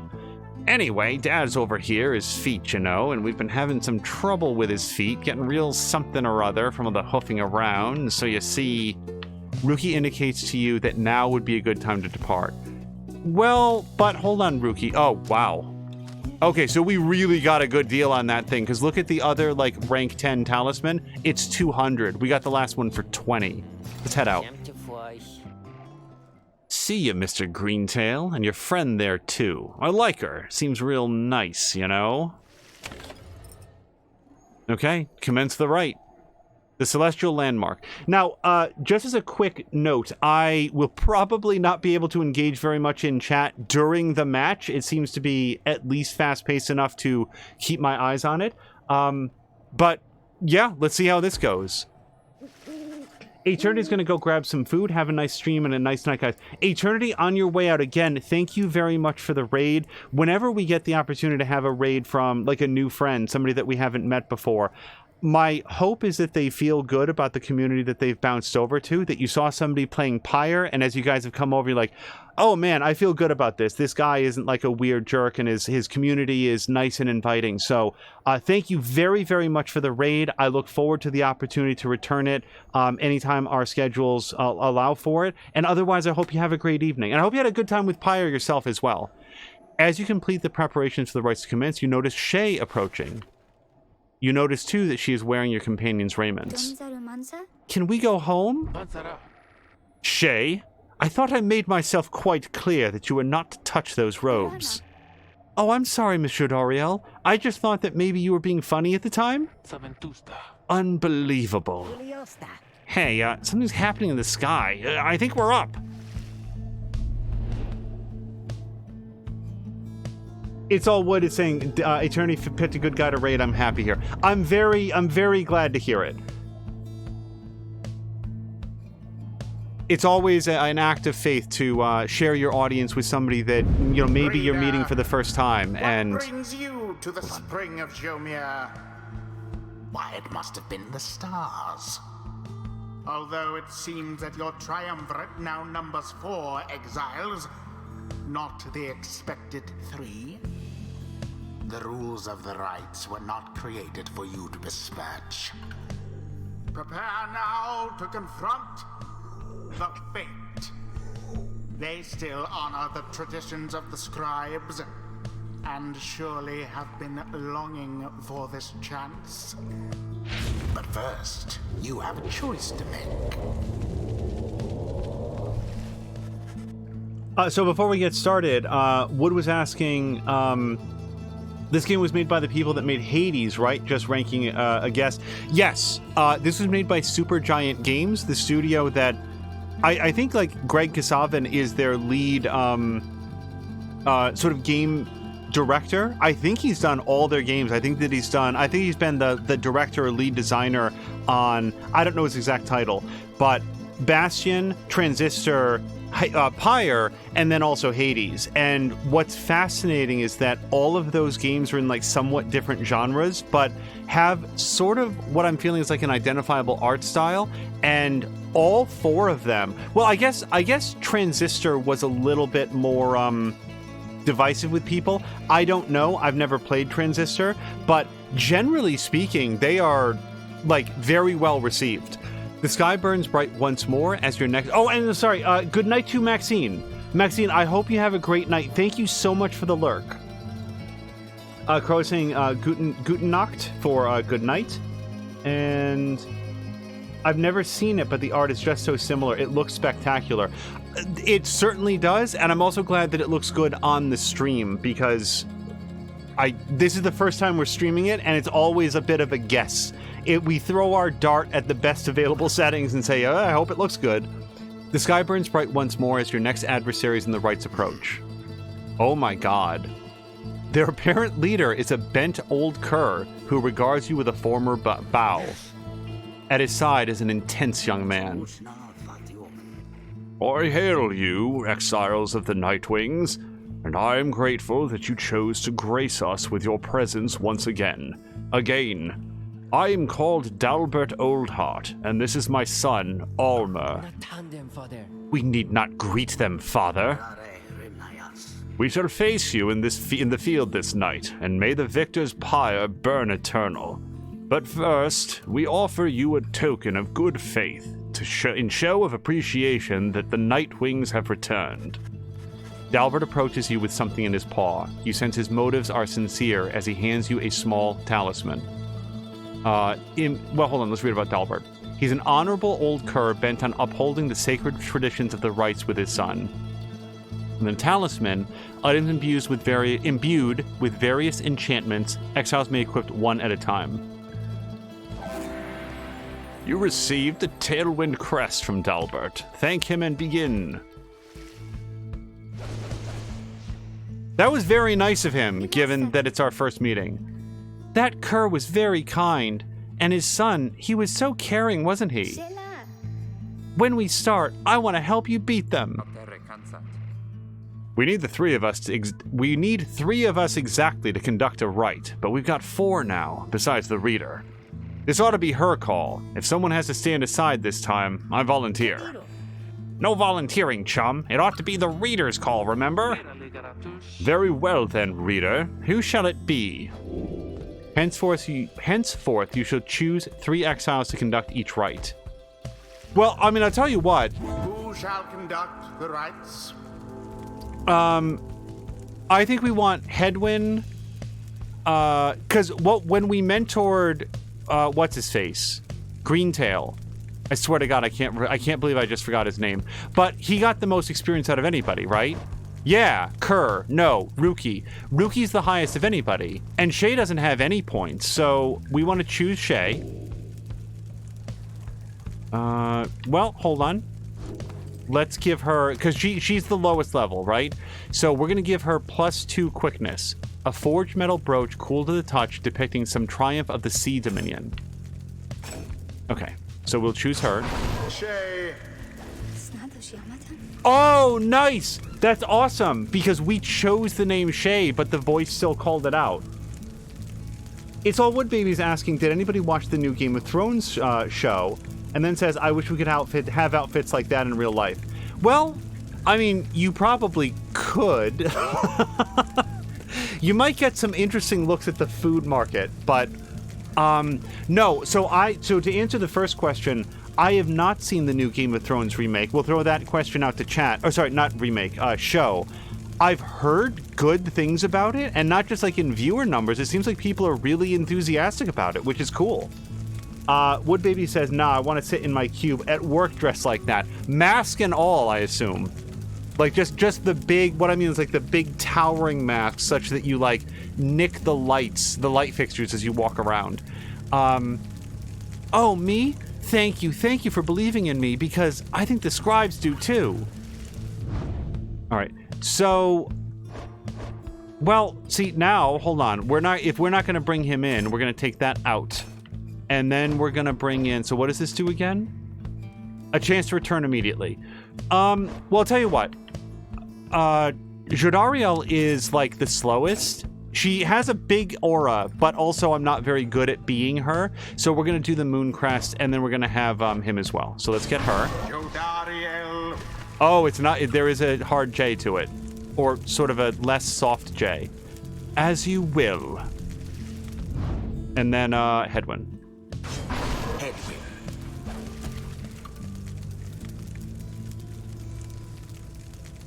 Jab is going to wait until he can binge the new show. Jade is saying it's probably not considered socially acceptable to be honest, but as long as it makes you happy, who cares? Yeah, that's my vote. Straight up, you know, dress in, like, I'm sure there's a name for this beyond just raiments, but like this style of garb, like this robe, or like it probably has a specific name. Yeah, who cares? Like, or more specifically, why would anybody else care? That's my take on it. You didn't have to do this, but I'll do my best. It is done. Well, look at you, chum, making the tough calls. Fine, whatever, I'll sit out. Okay, brother, you got, like, we went your way, we got your package, we sold it, like, we've been doing a lot with you. You can, we did the, mentorship. Dalbert says, Nightwings, I trust you are all well prepared for these old eyes. For these old eyes, yet see that the rite shall be commencing momentarily.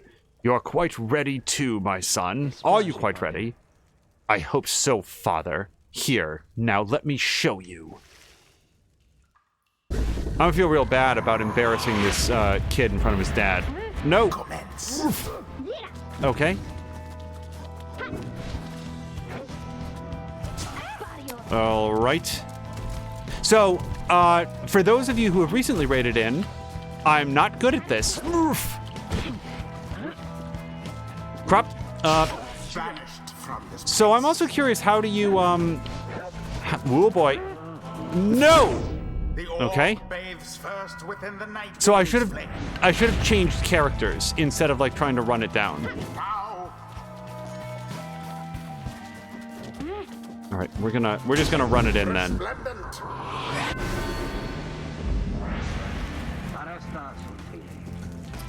Look forth, my son. The waters of Ymir Manymane bring blessings unto us this eve. Perhaps our chance has come at last. Ulmer's the kid, right? We need more than blessings to prevail against them, father. Please keep fighting. Oh, moon drops. I'll go get it. Why wouldn't I? A boon come from the stars themselves. But shall it be enough for Dalbert and his faithful son? Whoa, boy, that was the wrong button.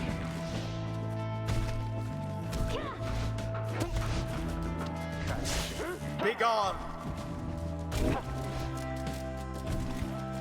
Oh, crap. Oh, come and take it. You can't get past Jodariel. Ulmer banished. Indeed. So one thing I haven't worked out yet, and I just probably need to pay more attention, ouch, The orb is loose. is, okay, so I got some moon drops.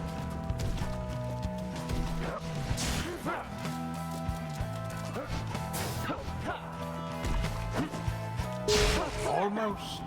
Go get it. Shit. Nope.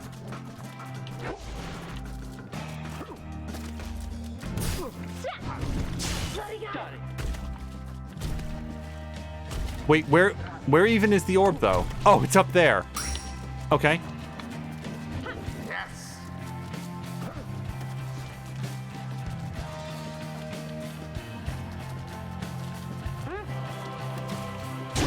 Brilliantly done.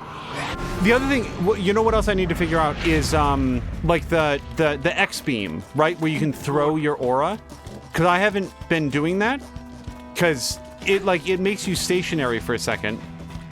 And that makes me a bit nervous. Oh, do they give you stamina back when you pick them up?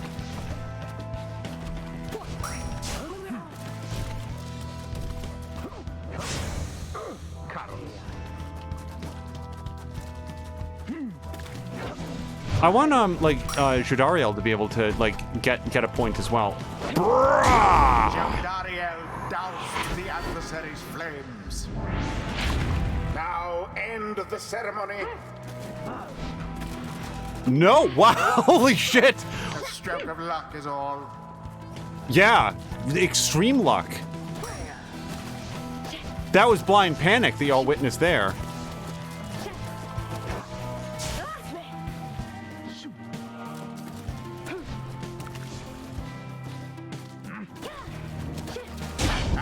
it is done. The Nightwings prevail. It was a glorious performance, I must say. I feel like I'm playing at an Perhaps you shan't be quite so fortunate next time. I feel like I'm playing at an extremely rudimentary level. I just want to acknowledge that.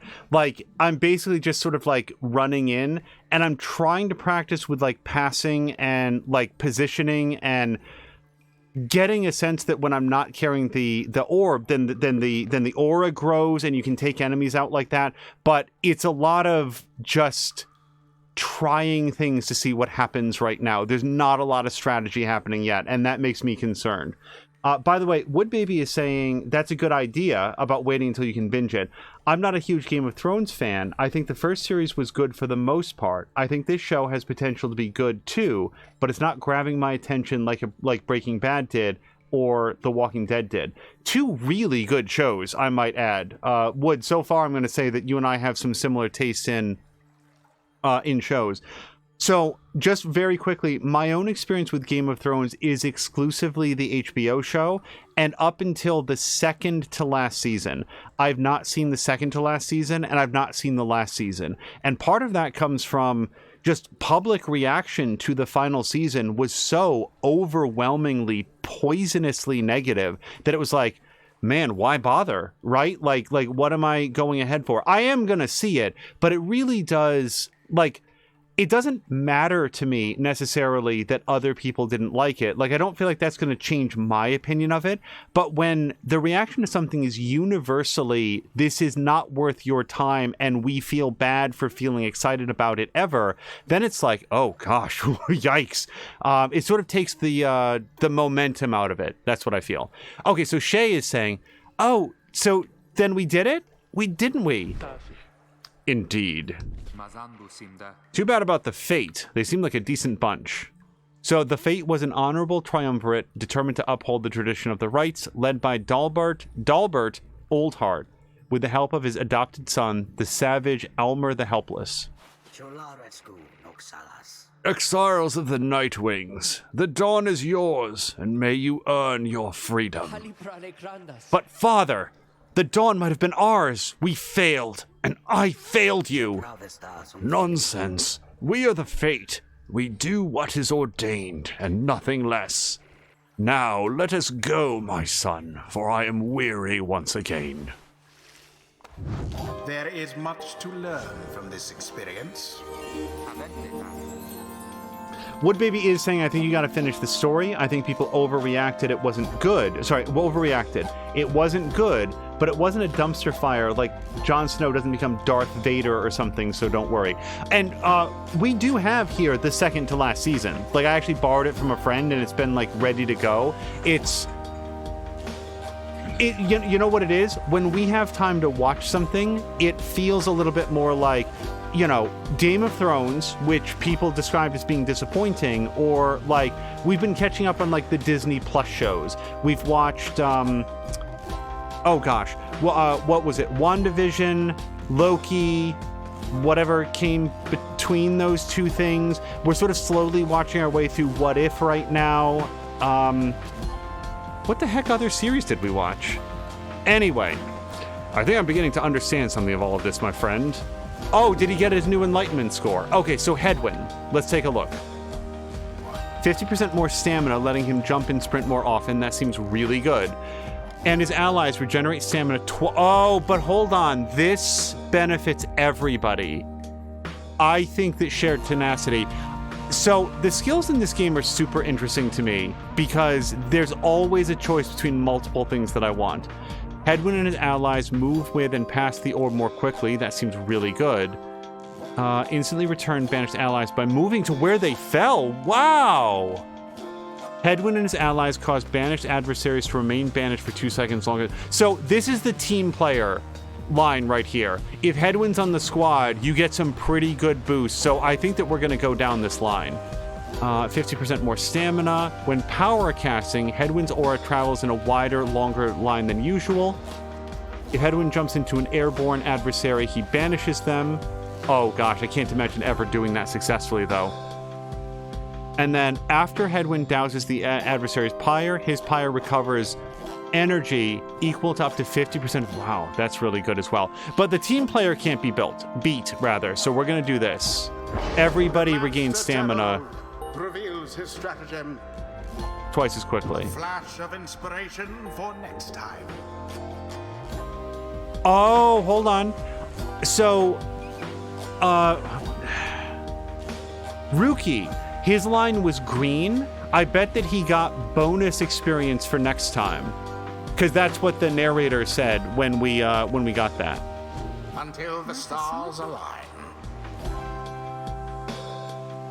Ronan was saying of Game of Thrones. So Crow was saying that she enjoyed Game of Thrones even to the end. Yeah, and let me be clear. I haven't seen it. So, like, I only know sort of what I've heard of it.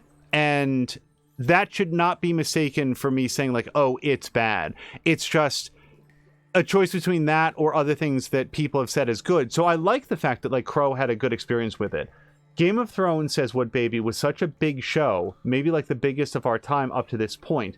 I'm 32, so I can't remember one that was on that level, besides maybe Sopranos, but even that was still controversial. I feel like Breaking Bad was a big damn deal. Like, everybody I knew was watching Game of Thrones and Breaking Bad and, like, Lost back in the day. But Breaking Bad, that was like a cultural phenomenon, and I think ended really strong. Excuse me, hello? I mean, would you excuse me for a moment, do you think? You're one of them.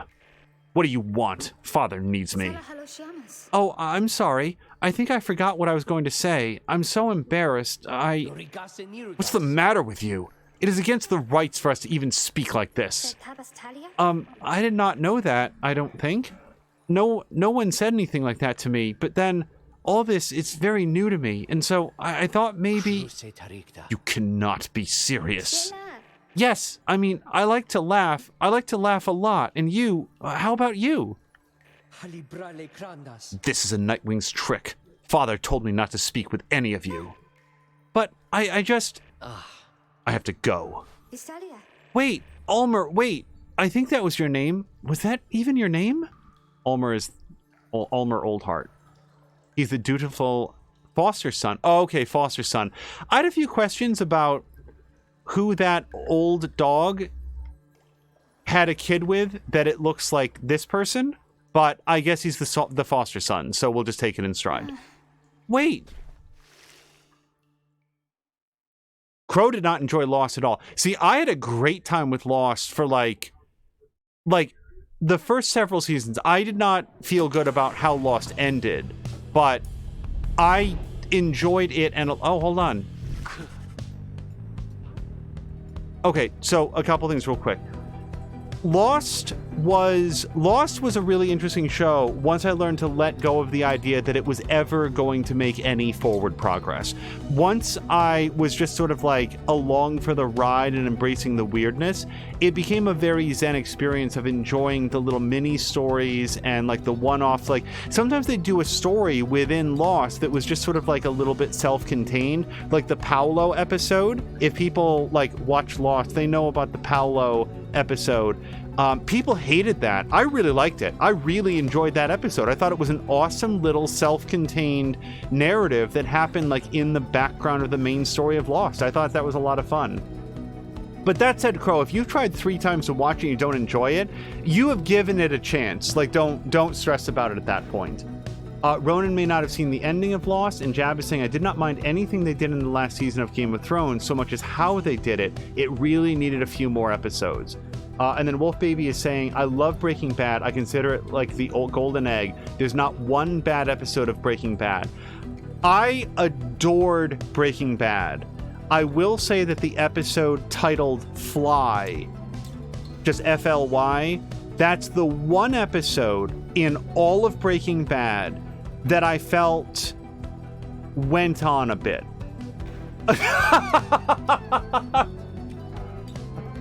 What Baby said, I knew you were going to say Fly. I don't hate it. Like, here's the interesting thing about Fly. When you re-watch it, it's much better. It really is. But watching it for the first time, I felt like it went on a bit. I will also share, for the benefit of Wood Baby and the others, anyone, like, I don't think that you can go into Better Call Saul expecting it to be Breaking Bad, especially not Breaking Bad in its later seasons. But if you go into Better Call Saul and engage with it on its own terms, it is an exemplary show. I have not seen very much of it. What have I seen? Like through the end of the second season, maybe. So I'm way behind, but I absolutely love it. The only reason we haven't seen more of it is just for time. I think that Better Call Saul is a phenomenal show with a wonderful cast. Everyone is so good in it. Yep, Crow is saying that Better Call Saul is brilliant, one of her husband's favorite. Jab is saying that of Fly, it was a bottle episode.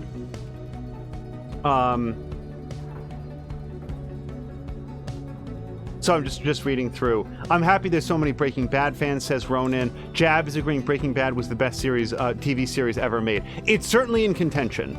Like, I don't think that in a game that is as focused as Pyre, we can get into it, but yeah, Breaking Bad within my lifetime, of shows that have been produced within my lifetime, Breaking Bad is... I'd have to really sit and think of something that was better. Produced somewhat before my lifetime, I thought that MASH was also I grew up a huge fan of MASH. As you return to the wagon after vanquishing the Fate, you notice Joe Dariel tense up and frown. Yeah, no, I saw him. The minstrel is got. Where did he go? Wait, who? The sleeping guy? The minstrel, he's gone. You see, it is true. There's no trace of the lone minstrel, who had been lying still in the corner of the wagon all this time. You join the others in search for him outside. Your fellow exiles have revealed nothing to you of the lone minstrel or how they found him, though you sense their concern as they scour the vicinity for him. We'll worry about the minstrel, my friend. You worry about the stars. Wherever they guide us, we're going. You gaze upon the stars once more. Okay, so we went there, or we are here. So now we're gonna go Haub, the Midnight Star. The Midnight Star burns bright over the standing stones at the edge of the flagging hands. Some weird Super Mario skeletal turtle. Would we have heard that Dallas was a huge show? Yeah, I've heard that as well. I've never seen Dallas. I've never seen Dynasty, and that was a big show back in the day. Everyone, we're headed back east, all the way across the valley. Toward the cairn of Haub, then. That's right. We have to risk it. What if that minstrel guy doesn't turn up by then? We shall find him, on this night or another. I'm really having trouble locking down Jodariel's voice. I'm so sorry. They continue searching for some time. However, the minstrel is nowhere to be found. So we're going to check in the wagon. Let's talk to Ruki. After having bested the Fate in a decisive victory last night, you find Ruki off on his own. You sense he wants to talk about your decision to exclude him from conducting the rite. Well, look at what we have here. If it isn't my good sister. Yeah, I'm mad. You bet I'm mad. Who wouldn't be? If they don't get to run around in the cold wearing old robes, good thing the others managed to scrape by without my help. He complains like this for some time, and then... Okay, it's out of my system now. I'm off for a quick walk, you know what I mean? He departs to check on things outside. You sense that he no longer has misgivings about what transpired and is more concerned at present about the missing minstrel. So this time the book is not glowing, I notice. Oh, okay. I was gonna say that maybe after that second one we'd have another page, but we did not get one. Fair enough. All right, doing the dishes. Edwin's doing the dishes. Ruki is nearby. I don't really have any reason to go in there. Old raiments. Okay, I'm getting the sense that if nothing really like draws your attention to it inside the wagon, that you don't have to worry about it too much.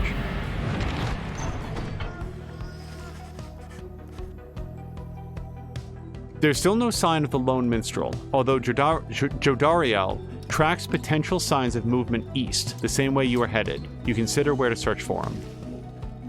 So, well, we've been through the glue hive, so it is possible that he would go back there.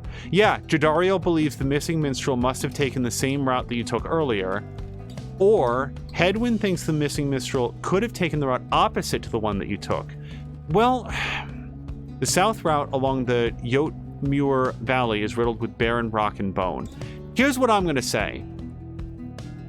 If the minstrel had something to do in Fall Flat, I would like to think that they could have just let us know and we would have gone that way. So I'm going to go with what Jadariel has to say. Let's go check back in the glue hive.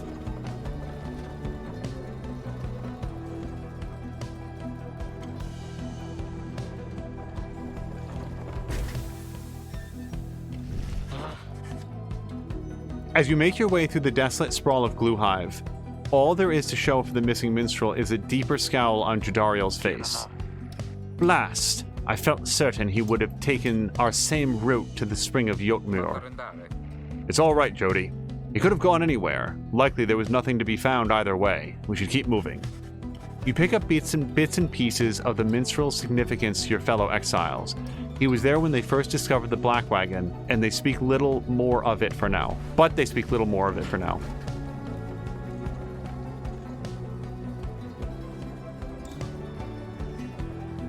Yeah, Mia is very correct. So I have not seen, the most recent season of Stranger Things that I guess came out in 2 separate parts, but is now available in its entirety. Here's my take on Stranger Things for anybody that hasn't previously heard it. It's not too long. I adored the first season of Stranger Things. What I said at the end of the first season of Stranger Things is, I hope they do another season, and I hope it's a different setting with a different cast that's just sort of generally set in the same world, like a broadly unrelated story that doesn't have anything to do with any of those elements, but maybe down the road all of these story elements could be woven together into a larger narrative. That would have helped keep the series, I think, very fresh and allowed them a lot of space to explore all sorts of different ideas with different casts of people. They decided to go back and stick with those same characters, as far as I know, through the majority of it. And I will say, I really liked seasons 2 and 3. I had a good time with it. But I don't have anything to say about season 4. I haven't seen that one just yet. Stop the wagon. What? How come? Because of her. They're coming. They're coming for us. We have to be ready. We have to. Does she mean what I think she means? I believe so. Your fellow exiles scramble to prepare the wagon for whatever's out there. Once you help them settle in, perhaps you can learn more of their source of concern. Prepare for the night. So, this doesn't have a dot on it, like the little speech bubble. So, there's nothing in here for me, correct? I feel like that's what I'm picking up. So we can start skipping the double check on that. They're coming for us. They fear the scribes. They fear the scribes. I know they do. What's she talking about? What's going on? Howlers. Lots of them. Then what are we gonna do? They fear the scribes. Calm yourself, Shay. We shall give them reason to fear us as well. We'll use the raiments and the books. Indeed. One of us can draw them out under the reader's watch. It shall be just like one of our rites. Hedwyn turns to you. It seems we need your help in this, my friend. We just need a volunteer to go with you. I'll do it, miss. Please, you have to let me. And the scribes, they will protect me. I know they will. Jadario exchanges looks with Hedwyn. Each of them nods at you as if to signal their approval. Okay. Prepare for them.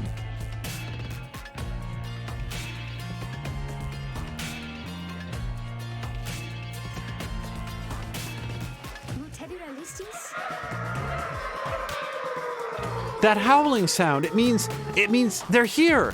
Oh, by the scribes, they're here. Fend off the howlers. Oh, we can earn some extra cash. Okay.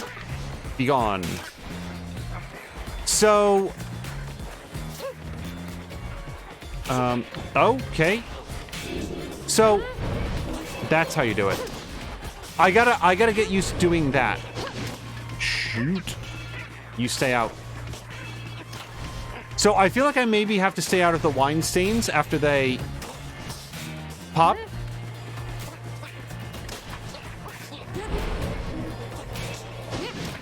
Oh, combo.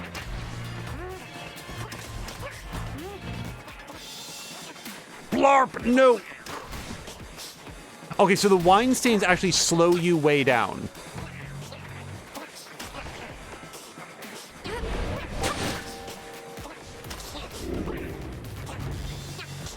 Hold on.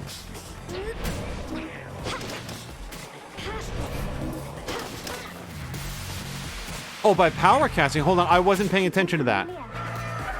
More, I think, many more. Oh, here they come. Here they come.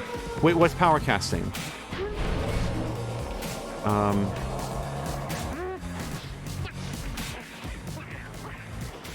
Oh, shit.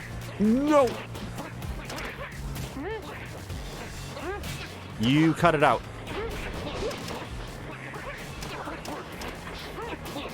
Okay, jump then. Blarg! No!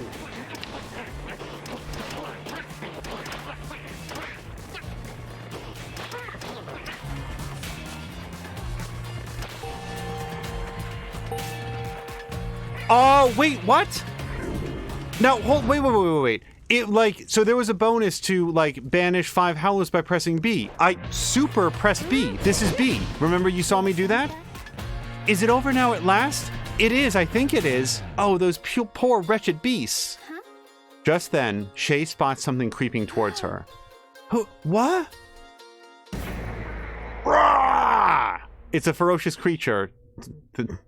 The size of, like a koala bear. Uh-oh.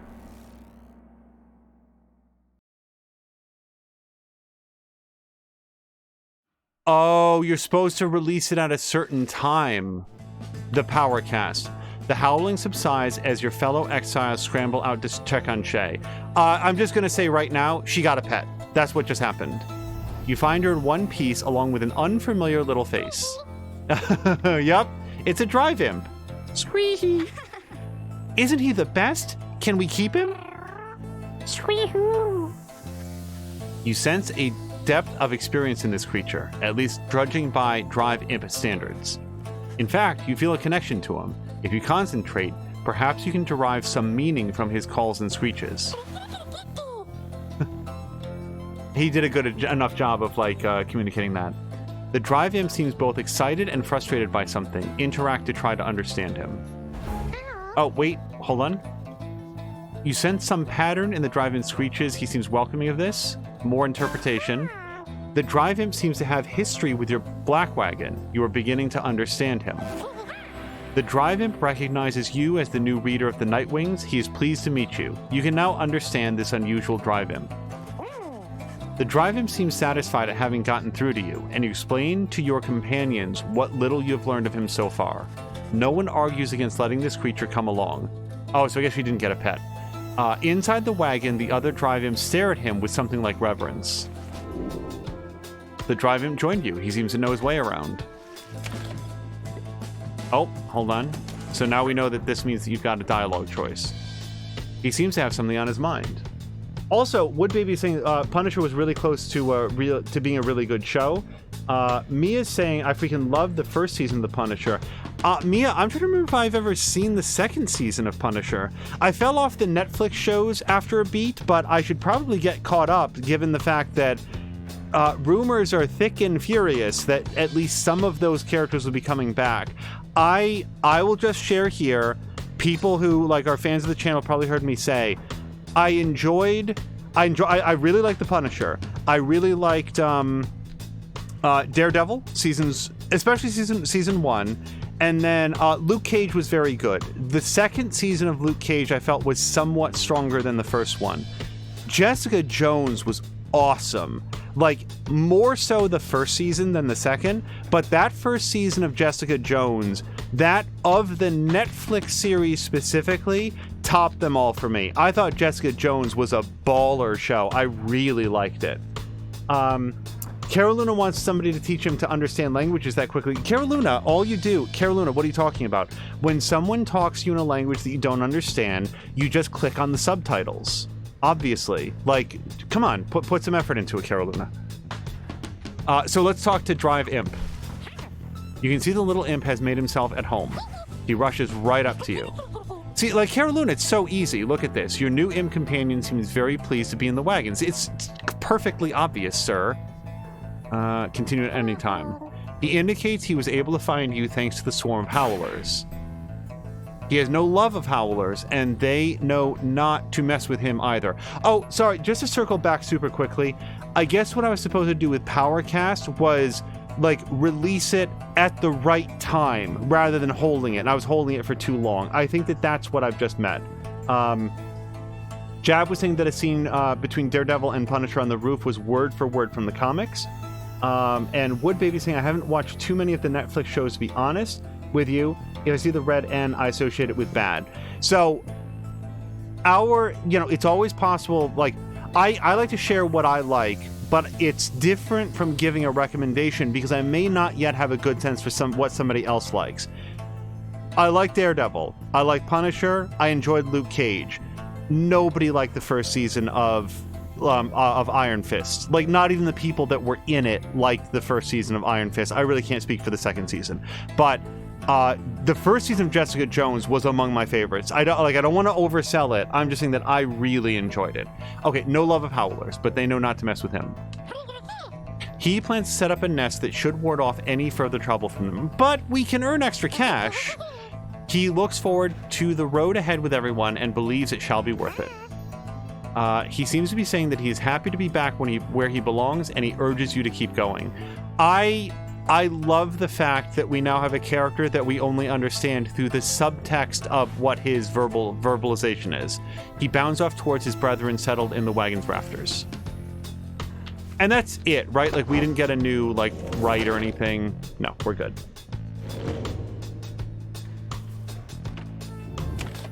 Continue. I feel bad that I didn't get whatever bonus it was, but like I said, we're heading towards lick sand, but don't lick it, it's gross. Your new imp friend seems insistent that you take this path bearing east to an arid southern pass near the ominous cairn of Ha'ub.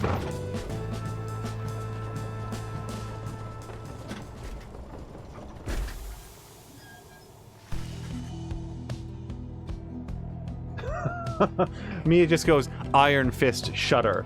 Now, Crow was saying that was awful. Well, hold on. Wood Baby's saying there's just so much content to consume and it's also overwhelming. I don't need... Oh, no.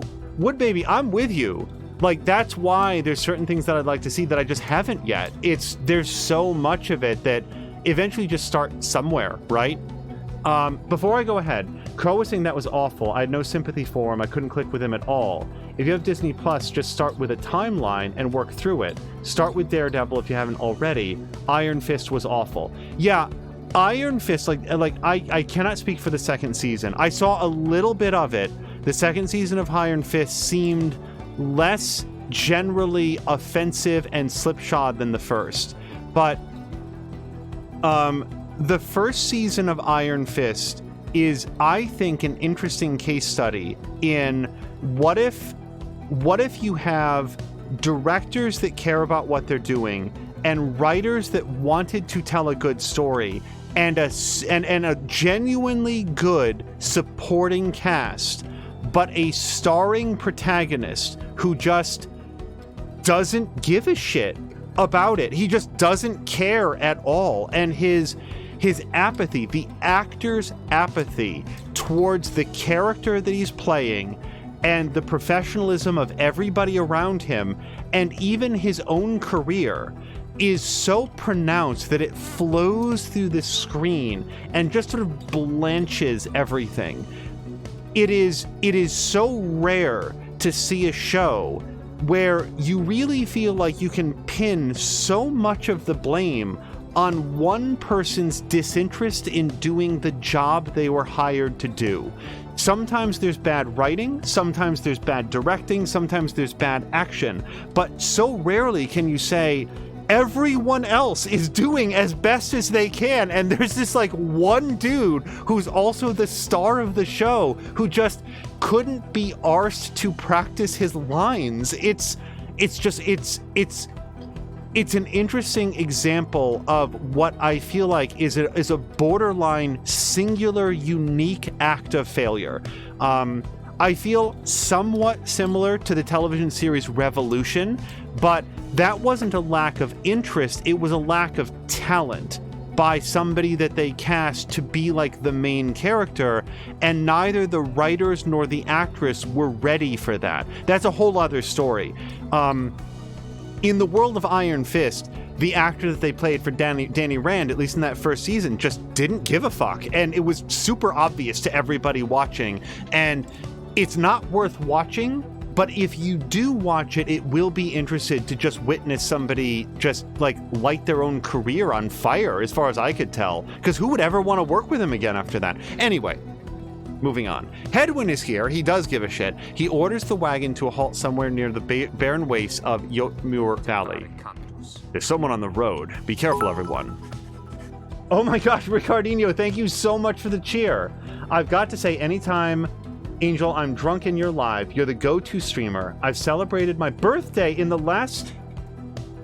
Celebrated into my birthday in the last hour and 30 minutes, and I don't regret it at all to have you on my PC screen right now. Ricardinho, above anything else, like, I mean, thank you for the cheer, but mostly happy birthday. Seriously. Just... Ricardinho's been an awesome friend of the channel. He did, you know, a whole series of charity streams with his friend earlier in the year. He's always wonderful company, and I really mean it, Ricardinho. Thank you so much for the cheer, but happy birthday. I'm so happy that we got to celebrate either the first or last 90 minutes, I'm not sure which, with you. But if anybody hasn't already, if we could wish a happy birthday to Ricardinho. Yep, that is definitely coming in. That's so awesome, Ricardinho. Thank you so much. The figure watching the black wagon from afar approaches, arms spread wide, though a hat and cloak conceal the figure's features. Then the imp rushes out towards whomever it is. Let's see what he says. The imp is very riled up at the sight of whoever is approaching, though almost in a joyous way. Tizo, he is a venerable drive imp who seems to know the ins and outs. Oh, that's his name, Tizo. The ins and outs of the Nightwing's Black Wagon. It's good to see you. It is good to see you, and you found the others even faster than expected. Oh, that's the Lone Minstrel. I wasn't paying attention. The imp called Tizo appears very pleased. The Lone Minstrel turns towards the rest of you. Hello. We have not met, but I know who you are, or who you must be. I returned as promptly as I could. Have you walked with the scribes themselves? Because I think maybe you have? Hello indeed. You had us worried there when you took off. I should knock him back into his slumber. I did not aim to cause you such concern. As soon as I awakened, I had to notify my client that the Nightwings have returned. Your client? Aye, my client, Sandalwood. He is your point of contact, as I understand. You did not find his wagon by mistake. Sandalwood? Oh yes, the mysterious informant. So, what now? You continue down the path. That is why I am here. When we meet my client, he shall explain. For now, you have a job to do.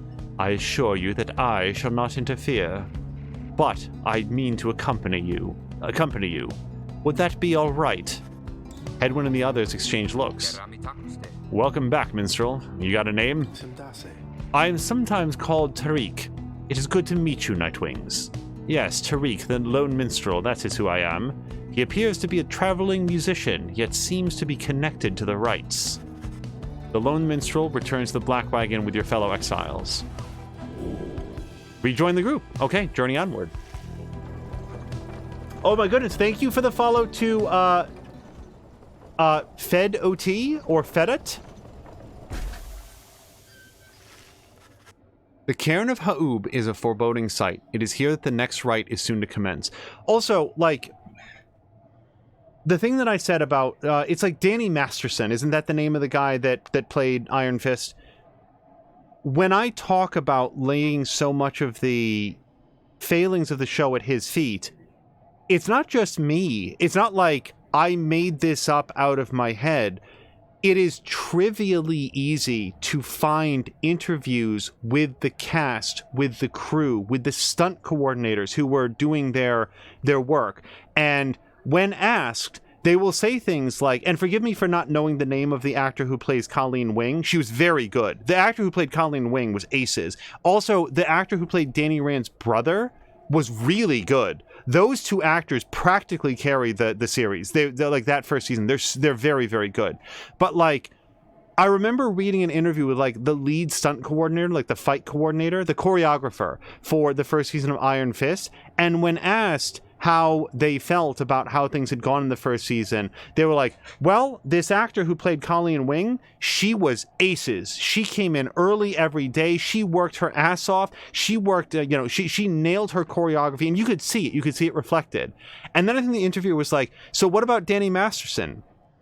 And the stunt coordinator said, yeah, the actor who played Colleen Wing was really great. Really enjoyed working with her. She really cared about doing a good job. Like, every interview about Iron Fist was like that.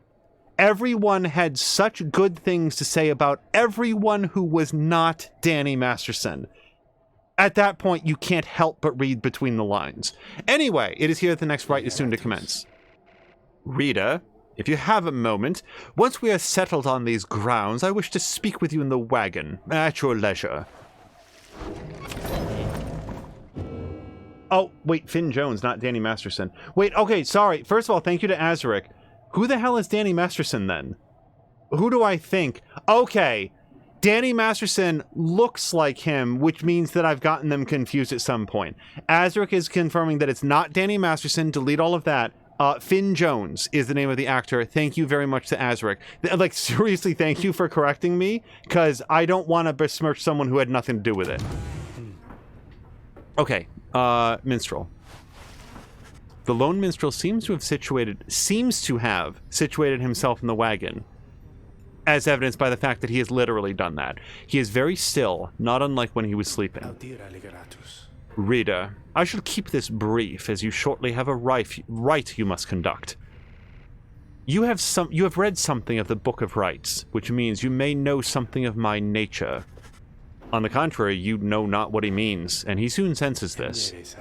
Forgive me, for I spoke too soon. Suffice it, I have served the Nightwings for some time. Conduct the rites with glory, and you shall achieve what you seek. The lone minstrel nods farewell to you and steps away. Okay, I'm always going to check the book to see if we've unlocked anything new. And we have not. Okay. Alright, let's hit it. I think that we have plenty of time to do one more rite, so we shall do it. Oh, but Slug Market. Do I have anything to sell? Oh, hey guys. Fancy running into you this side of the sand. So, what can I do for you? Ron? How'd you make it this all the way ahead of us? Come on now, Master Greentail. Can't just be giving up all my business secrets, am I right? What I can do, though, seeing as you've been such a good customer and all, is provide for you a sample of little somethings you might like.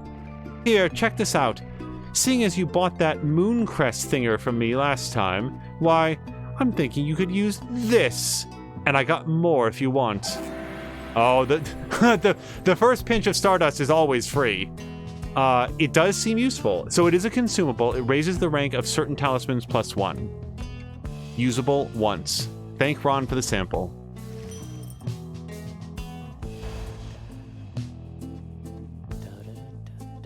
Yeah, so Jab is confirming. So Danny Masterson was on that 70s show.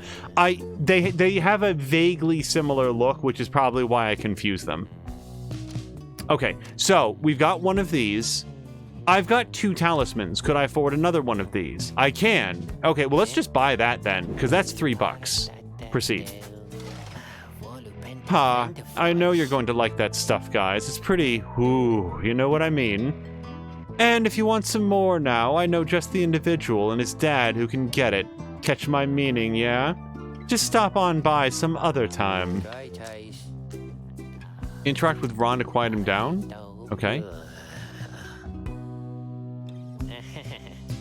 Well, he can be himself. I don't need him to shut up. Okay, so I've got 76 monies. A lucrative contract. After banishing an adversary, the bearer gains +1 money. Up to this time. Well, hold on.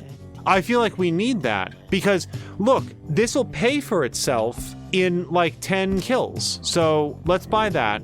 Yeah. Now, I don't care as much about that. This might be good once you like level it up some. And then at the start of the contract, the Pyre's buyer automatically gains. I don't need those as much. Yeah, okay. Roster. Now the question is, so let's think in advance. Who are we going to bring with us? We're going to bring Ruki. We're going to bring Shay, because Shay is very low. +2 quickness is good with me.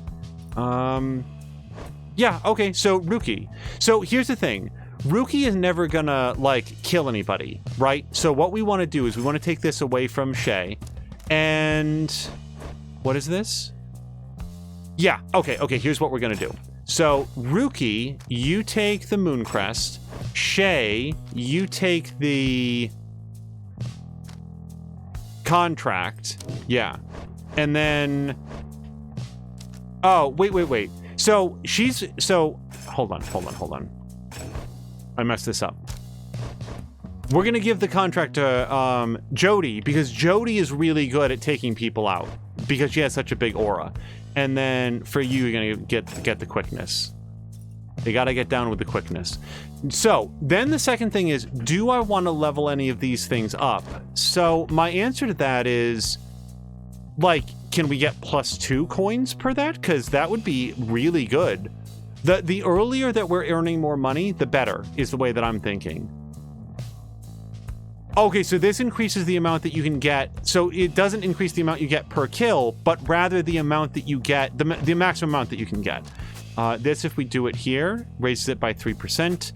And this one here, is it +1 quickness? Oh, holy shit. No, it just is +2 quickness. That's not very good. Okay, so here's the thing. None of those are good yet, but I want to see if I can even get close to 10 kills or 10 banishments in a single thing. So let's go ahead. Patikin is dropping alert. Patikin, thank you so much for the raid, for bringing your audience over. I will look forward to seeing you in Horizon again tomorrow. Thanks for stopping by, guys. Okay, commence the rite. Yeah, we've got half an hour. You and your fellow exiles gather around the sacred site known as the Cairn of Ha'ub, anticipating the hour that the rites are to commence again. All is quiet for a time, and then... From out of nowhere, charges in a gangly cur. He stops short and gives you a mighty sneer. Psst, that's Barker Ashpaws. Real piece of work. Just don't make eye contact. He's a troublemaking cur who thrills in the defeat of the triumvirates that stand against him. He is a rockin' dog. Oh my god. No, I can't do this accent, though. Mia could do this accent. Oi, well, would you look at this lot? Even got one of our own. Consorting with the two-leggers. You're a disgrace there, mate, you realize? Good to see you, Barker. You're looking well. Didn't know you knew about the rites. Oh, I know about a lot of things, my friend. For instance, I know you're gonna be very, very sad after we wipe the floor with you here.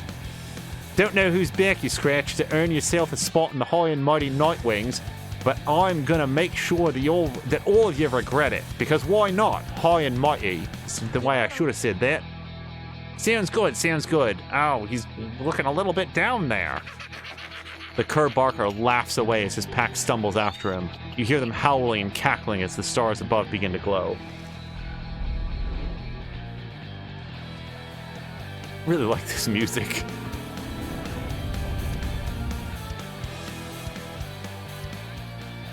As Woodby says, that's not a knife, that's a knife. Oi, I see you've played Knifey Spoony before. Welcome, dear reader, to the splendors of the accursed Cairn of Ha'ub. You shall find the downside grows less pleasant from this point. But first, there's a tradition to uphold. This time you stand against the dissidents. Even now they hunger to defeat you. Perhaps not simply to regain their freedom, but to deny you yours.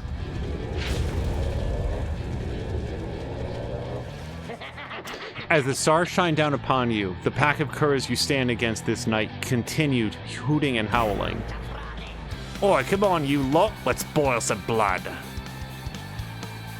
Pressing that button. Then Ruki pulls you aside.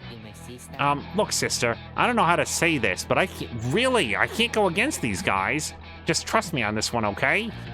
You sense he means it. You make a mental note to ask about his history with Barker whenever time permits. So I was surely planning to bring him in on this one. It's all right, Rookie. We can take care of them. Begging your pardon, but if you need another to stand at your side this night, I have someone here whom I would recommend. Do not be... I can't do her voice. Do not be coy with us, minstrel. Don the robes if you intend to stand with us. Oh, I did not mean myself. The rites are not for me. I was instead referring to this little one.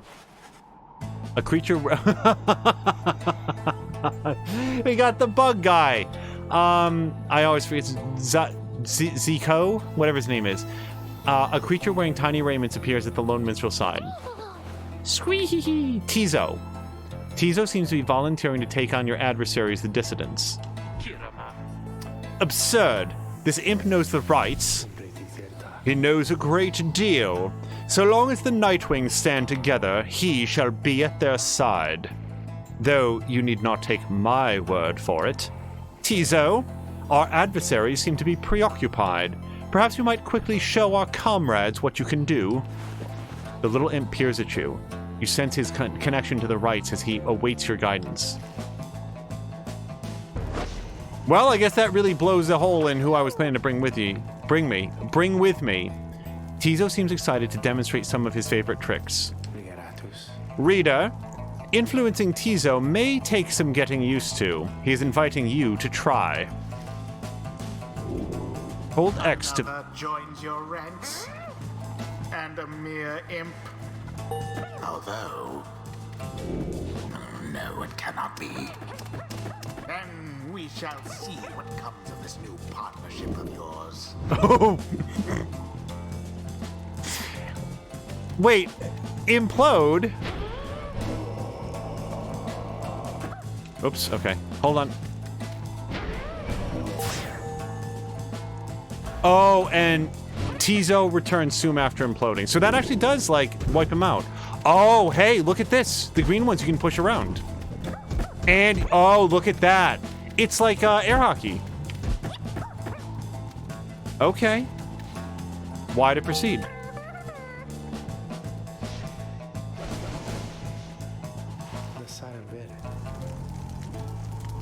Hello to Fox McCloud, who says he's cute and I'll take him. Well done as ever, Tizo. Squawk! Tizo is happy to lend his support during the rites, if you could use his help. Well then, reader, who shall conduct the rites in the name of the Nightwings? Who shall strive for freedom? Well, now we gotta figure that out, don't we? Hold on. Oh, wait. We can still have her. Okay, we definitely want Shay, because Shay has the lowest enlightenment. We're definitely bringing Tizo, because he's, like, introduced fresh. So wait, who am I bringing? We're going to take this off of him, because he's not going to get any benefit out of it. And, yeah, I want to bring Shay. Okay, so Tizo. Sure. Yeah, I think that since Tizo's new on the team, Tizo has the highest likelihood to get banished, so... Alright, I feel pretty good about this. Oh, look, you couldn't choose him even if you wanted to. Alright, fair enough. Oh, I didn't know that you could look at the dissidents. Okay, so Barker can cloud jump, so he can do a second jump. And then this guy, cloud jump, cloud jump. Okay, so just be ready for a lot of jumping, is what I'm picking up on. Okay. Let's Let's do it. Oh, wait, we actually have to choose. I didn't choose yet. So, yeah, choose. Tizo. Choose. Shay. And then our primary tank. Here we go. The choice Wow, is cast. okay, so that's how you say it. Jodariel. At least it came up, and like, the narrator probably said it earlier and I just wasn't paying attention, but I've been saying it wrong the whole time. May the scribes watch over us, or even help us out if we need it. Time's up, will you swill? Come on, boys, let's get him.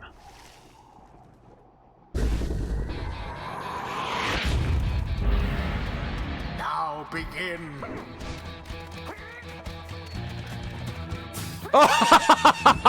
Oh, I landed directly on him.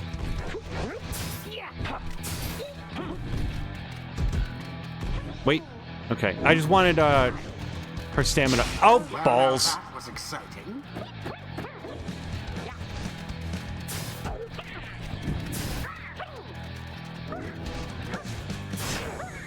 Shoot. Oh, balls. Okay, I did. That was not where I meant to jump.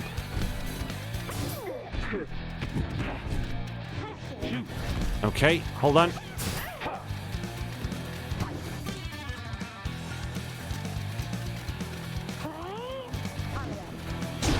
The Night Wings are the first to strike.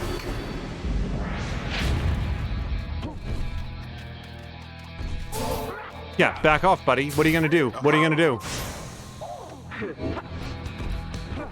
Go more! Shit. Wow! Okay, I missed my shot. Both triumvirates are equally as close.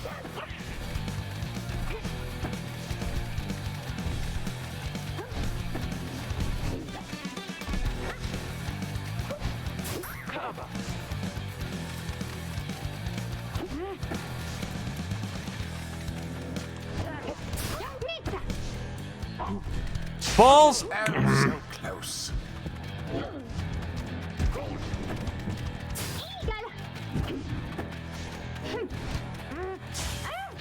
Should have jumped. I should have jumped. Oh, they all slide around. I didn't know that.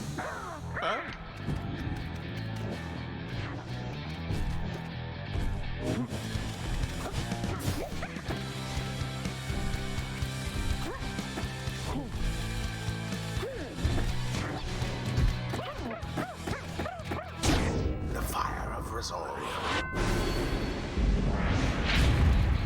Your adversary's pyre now falls short of yours. Okay, I'll ask questions later about how that happened.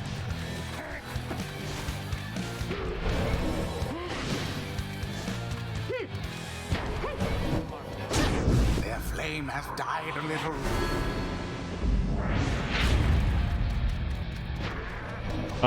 Nope.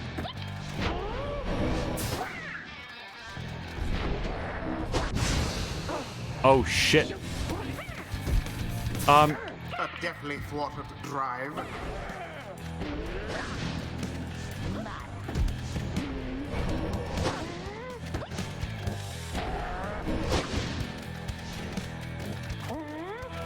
Just get in there. You'll Nope. have to do Okay. better than that. Wherever Balls. did the Night Wings go? Unfortunate. Okay, not feeling real good about my...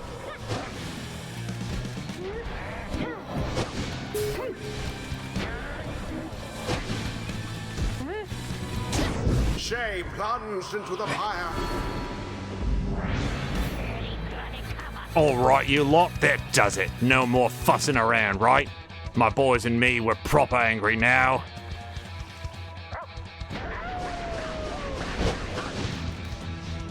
Okay, so they just get to do that now whenever they want. Careful now.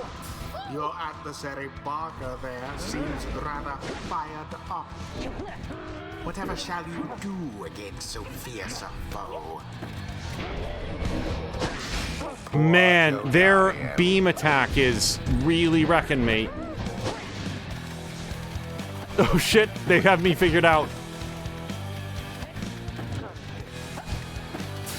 Okay, so like when they just park themselves on the pyre, that's a good indication that what I need to do. Shame. Oh, okay. Is toss it.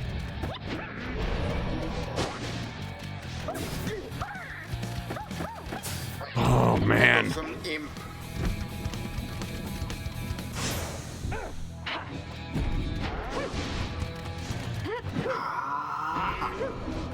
Go! Okay, we're almost there. Your victory is at hand.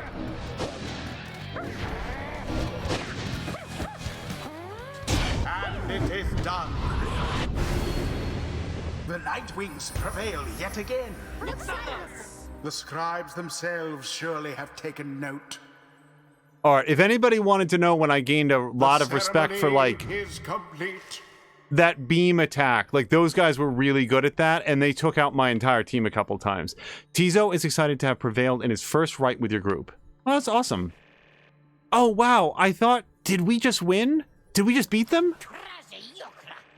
Will, I'll be a heaping ball of dung, but I just can't believe you shoddy lot showed us the what for like that. Me boys and I will have to take you just a tad more serious next time. Till then, you be sure to tell old Rookie Greentail that yours truly, he remembers everything, you hear? The rights do tend to teach something of trust. Okay, well, I mean, Rookie got some extra... Yeah, okay, so Shay leveled up. The scribes, they whisper to me. They do from time to time. Okay, so what kind of upgrades do we get for her? The brief charge-up time before Shay jumps or sprints is virtually eliminated. She's very mobile, so I do like that. Alternatively, the brief charge-up time before Shay can cast her aura is greatly reduced. Well, I feel like I like this one immediately, but let's see what's further down the line. Shay jumps and power jumps farther. When sprinting, she slows nearby adversaries. That seems really good. Flings the orb faster and farther. So saluting her adversaries, that's not a mechanic that has been introduced yet. Shay automatically leaps towards the orb if no one has it. Press Y to salute during a rite. That really hasn't come up yet. While grasping the orb, Shay sprints and jumps without... Wow, hold on. Without using stamina. I mean, that's like a level 4 thing here, but that's huge. If Shay is banished while jumping, she shall instantly return to her point of origin. So, like, if I'm planning ahead for things that I want further down the line, Dark Vigor is really good. So, even though I'm a little bit more, like, towards heightened reflexes, this Snapcast seems like the first step towards some really cool stuff. Well, then again, I don't even know what some of this other stuff does. Yeah, so, like, although Dark Vigor sounds really good, I don't know what the other three really get me, so I am going to go over to Heightened Reflex. A devious trick from the rope collar. Enlightenment seldom avails itself to simple imps. Tizo feels solemn respect for the rites and all their myriad complexities. Okay, what kind of upgrades does Tizo get? Elusive nature. While fluttering or zipping, Tizo moves much faster than usual. Well, I immediately love that. If banished, Tizo drops a moon sign allies can instantly transport to from their pyre. My concern with moon sign is that I'll never think to use it. Like it's probably super useful, but I think betrays like a level of strategic thinking that I'm just not at yet. If banished, automatically cast his implode. Well, okay. If he does not possess an orb, his implode has a big damn blast radius. Last laugh seems really good, actually. Wild Heart, when saluting his adversaries, Tizo turns into a fast-moving howler or back. That sounds cool. If banished, Tizo drops an improved moon sign that boosts allies' speed and stamina. Tizo's implodability can banish adversaries in a... Wow, wider than it already does, huh? Because it's very wide, is all I'm saying. After casting his implodability, Tizo returns much faster than usual. Okay, I feel like I really like everything in this tree, so we're gonna go with elusive nature. He moves faster. Tis the influence of the imp scribe. Until the next rite. Splendid was your guidance of the Nightwings, reader. Your fellows are fortunate to have found one such as you. May you find the freedom that you seek. Hello to Brian. Brian, I hope that you had a nice Monday. Hopefully you had a good weekend, and this has been a gentle re-entry into the work week. After defeating the dissidents with aplomb, you return to the wagon to recover from the night's ordeal and figure out how best to proceed. You alright, rookie? I think so, chum. I just need a little time. Didn't count on Barker being caught up in all this. You don't owe him your conscience. You'll sort things out with him. You always do. I do not wish to interrupt, but the night of dark is waning. Reader, would you join us outside, please? You find Jodariel. Is that how it's pronounced? Jodariel. You find Jodariel and the lone minstrel gazing into the sky above the valley, which is beginning to grow pale. You look towards the heavens. The bog star burns bright over a fetid cavern with flagging hands. Did we go through flagging hands earlier? I feel like we did. Then it is as I feared. We are to press further north, beneath the valley into flagging hands. The scribes are watching over us. They will protect us wherever we should go. Had you been to flagging hands, you would not say such things. The scribes have surely turned their back on that place. If I may, the bleakness of flagging hands shall wear upon you, to be sure. I urge for you to take what rest you can, for you shall need your strength on the road ahead. Your fellow exiles agree to turn in for the remainder of the night. At dawn, you shall have to press deeper into the downside. It's, Brookie is much more conversational than anybody else in the, on the party. So, Brian is saying, gentle, they kicked my ass. Well... I'm sorry to hear that, Brian. I feel the same way about a lot of my Mondays. I will say that for this Monday, actually got a lot done. It's gonna be a weird week, but I also learned today that we're heading into a 3-day weekend. At least I think I learned that. I need to double check it. So that's something to look forward to. Hopefully you'll get next Monday off. Okay, Rookie has something on his mind. You can tell something's troubling Rookie, though he seems relieved to see you. Hey, sister? Listen, I gotta level with you real quick. You remember Barker, don't you? You met him like 3 minutes ago? Not exactly easy to forget either, though believe me, I try. Well, he's got me by the scruff. I've been down here a little while, as you can see by now, but Barker, he's been here longer. He's made quite the name down here. As for me, I needed help, you understand? I had a certain standard to uphold. So, I figured he would be the one to ask. Then Rookie hesitates. But then, his familiar grin returns. So what if I owe him though, right, sister? I got people back on the other side, and just between us, we're loaded, and I mean rich. My little problem with Barker soon is gonna take care of itself, just as soon as my people send the money through. So, I am telling you right here and now, don't you even worry about it. And I'm sure everything on that front is gonna end up real tidy real soon. With that, he scampers off before he can respond. It seems Rookie owes a debt of some sort. What is on the line exactly, you are unsure. Alright, so we've got this white lute, the lone minstrel Tariq's musical instrument, with which he chronicles great deeds through song. The lone minstrel and his white lute chronicle the journey of the Nightwings through song. Using it, you may hear glimpses of your past experiences across the downside. Well, this might be a minute, so I don't know that we're going to listen to this right now. We're going to say nothing for now. But someday soon. So we also found Tizo's nest, various scraps and things laced together with bits of ribbon and fabric, topped off with a plush fish. Oh, but we can't. He's up in the rafters. Wait, he's right there, though. Maybe that's a different one. Okay. so... Well, I guess that's everything here. I am going to check this, just in case. No, okay. Oh, nice. Brian has Thursday all the way through Monday off. So, that is... Like, we will not have time to make very much more progress because we are going to be joining Mia in her Discord, the Sandbox Discord, for this week's episode of Kyber Shards. And also, I'm going to grab some dinner because this was a very fun stream. I also super need to turn on the air conditioner because it is just an absolute sauna in here. It's that time of year, everybody. So, thank you guys very much for joining me for this premiere episode of Pyre, and I feel assured of saying that we can now call it not an audition stream, but the premiere episode.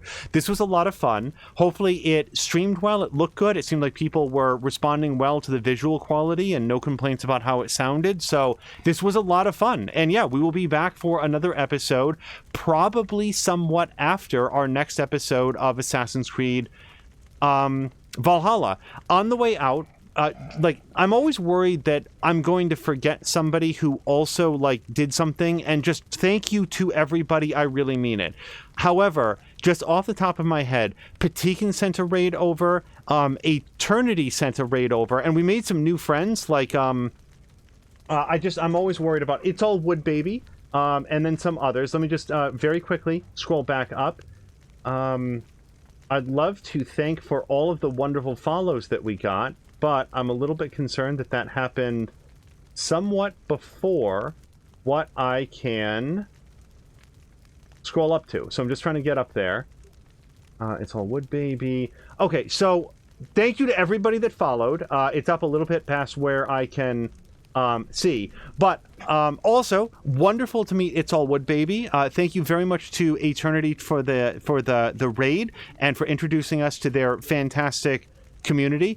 I saw based on chat that It's All Wood Baby may also be streaming later today, so I'm going to make sure to throw a follow just after this, and we will be able to check out whatever's on tap probably after the watch party that's happening in Mia's Discord.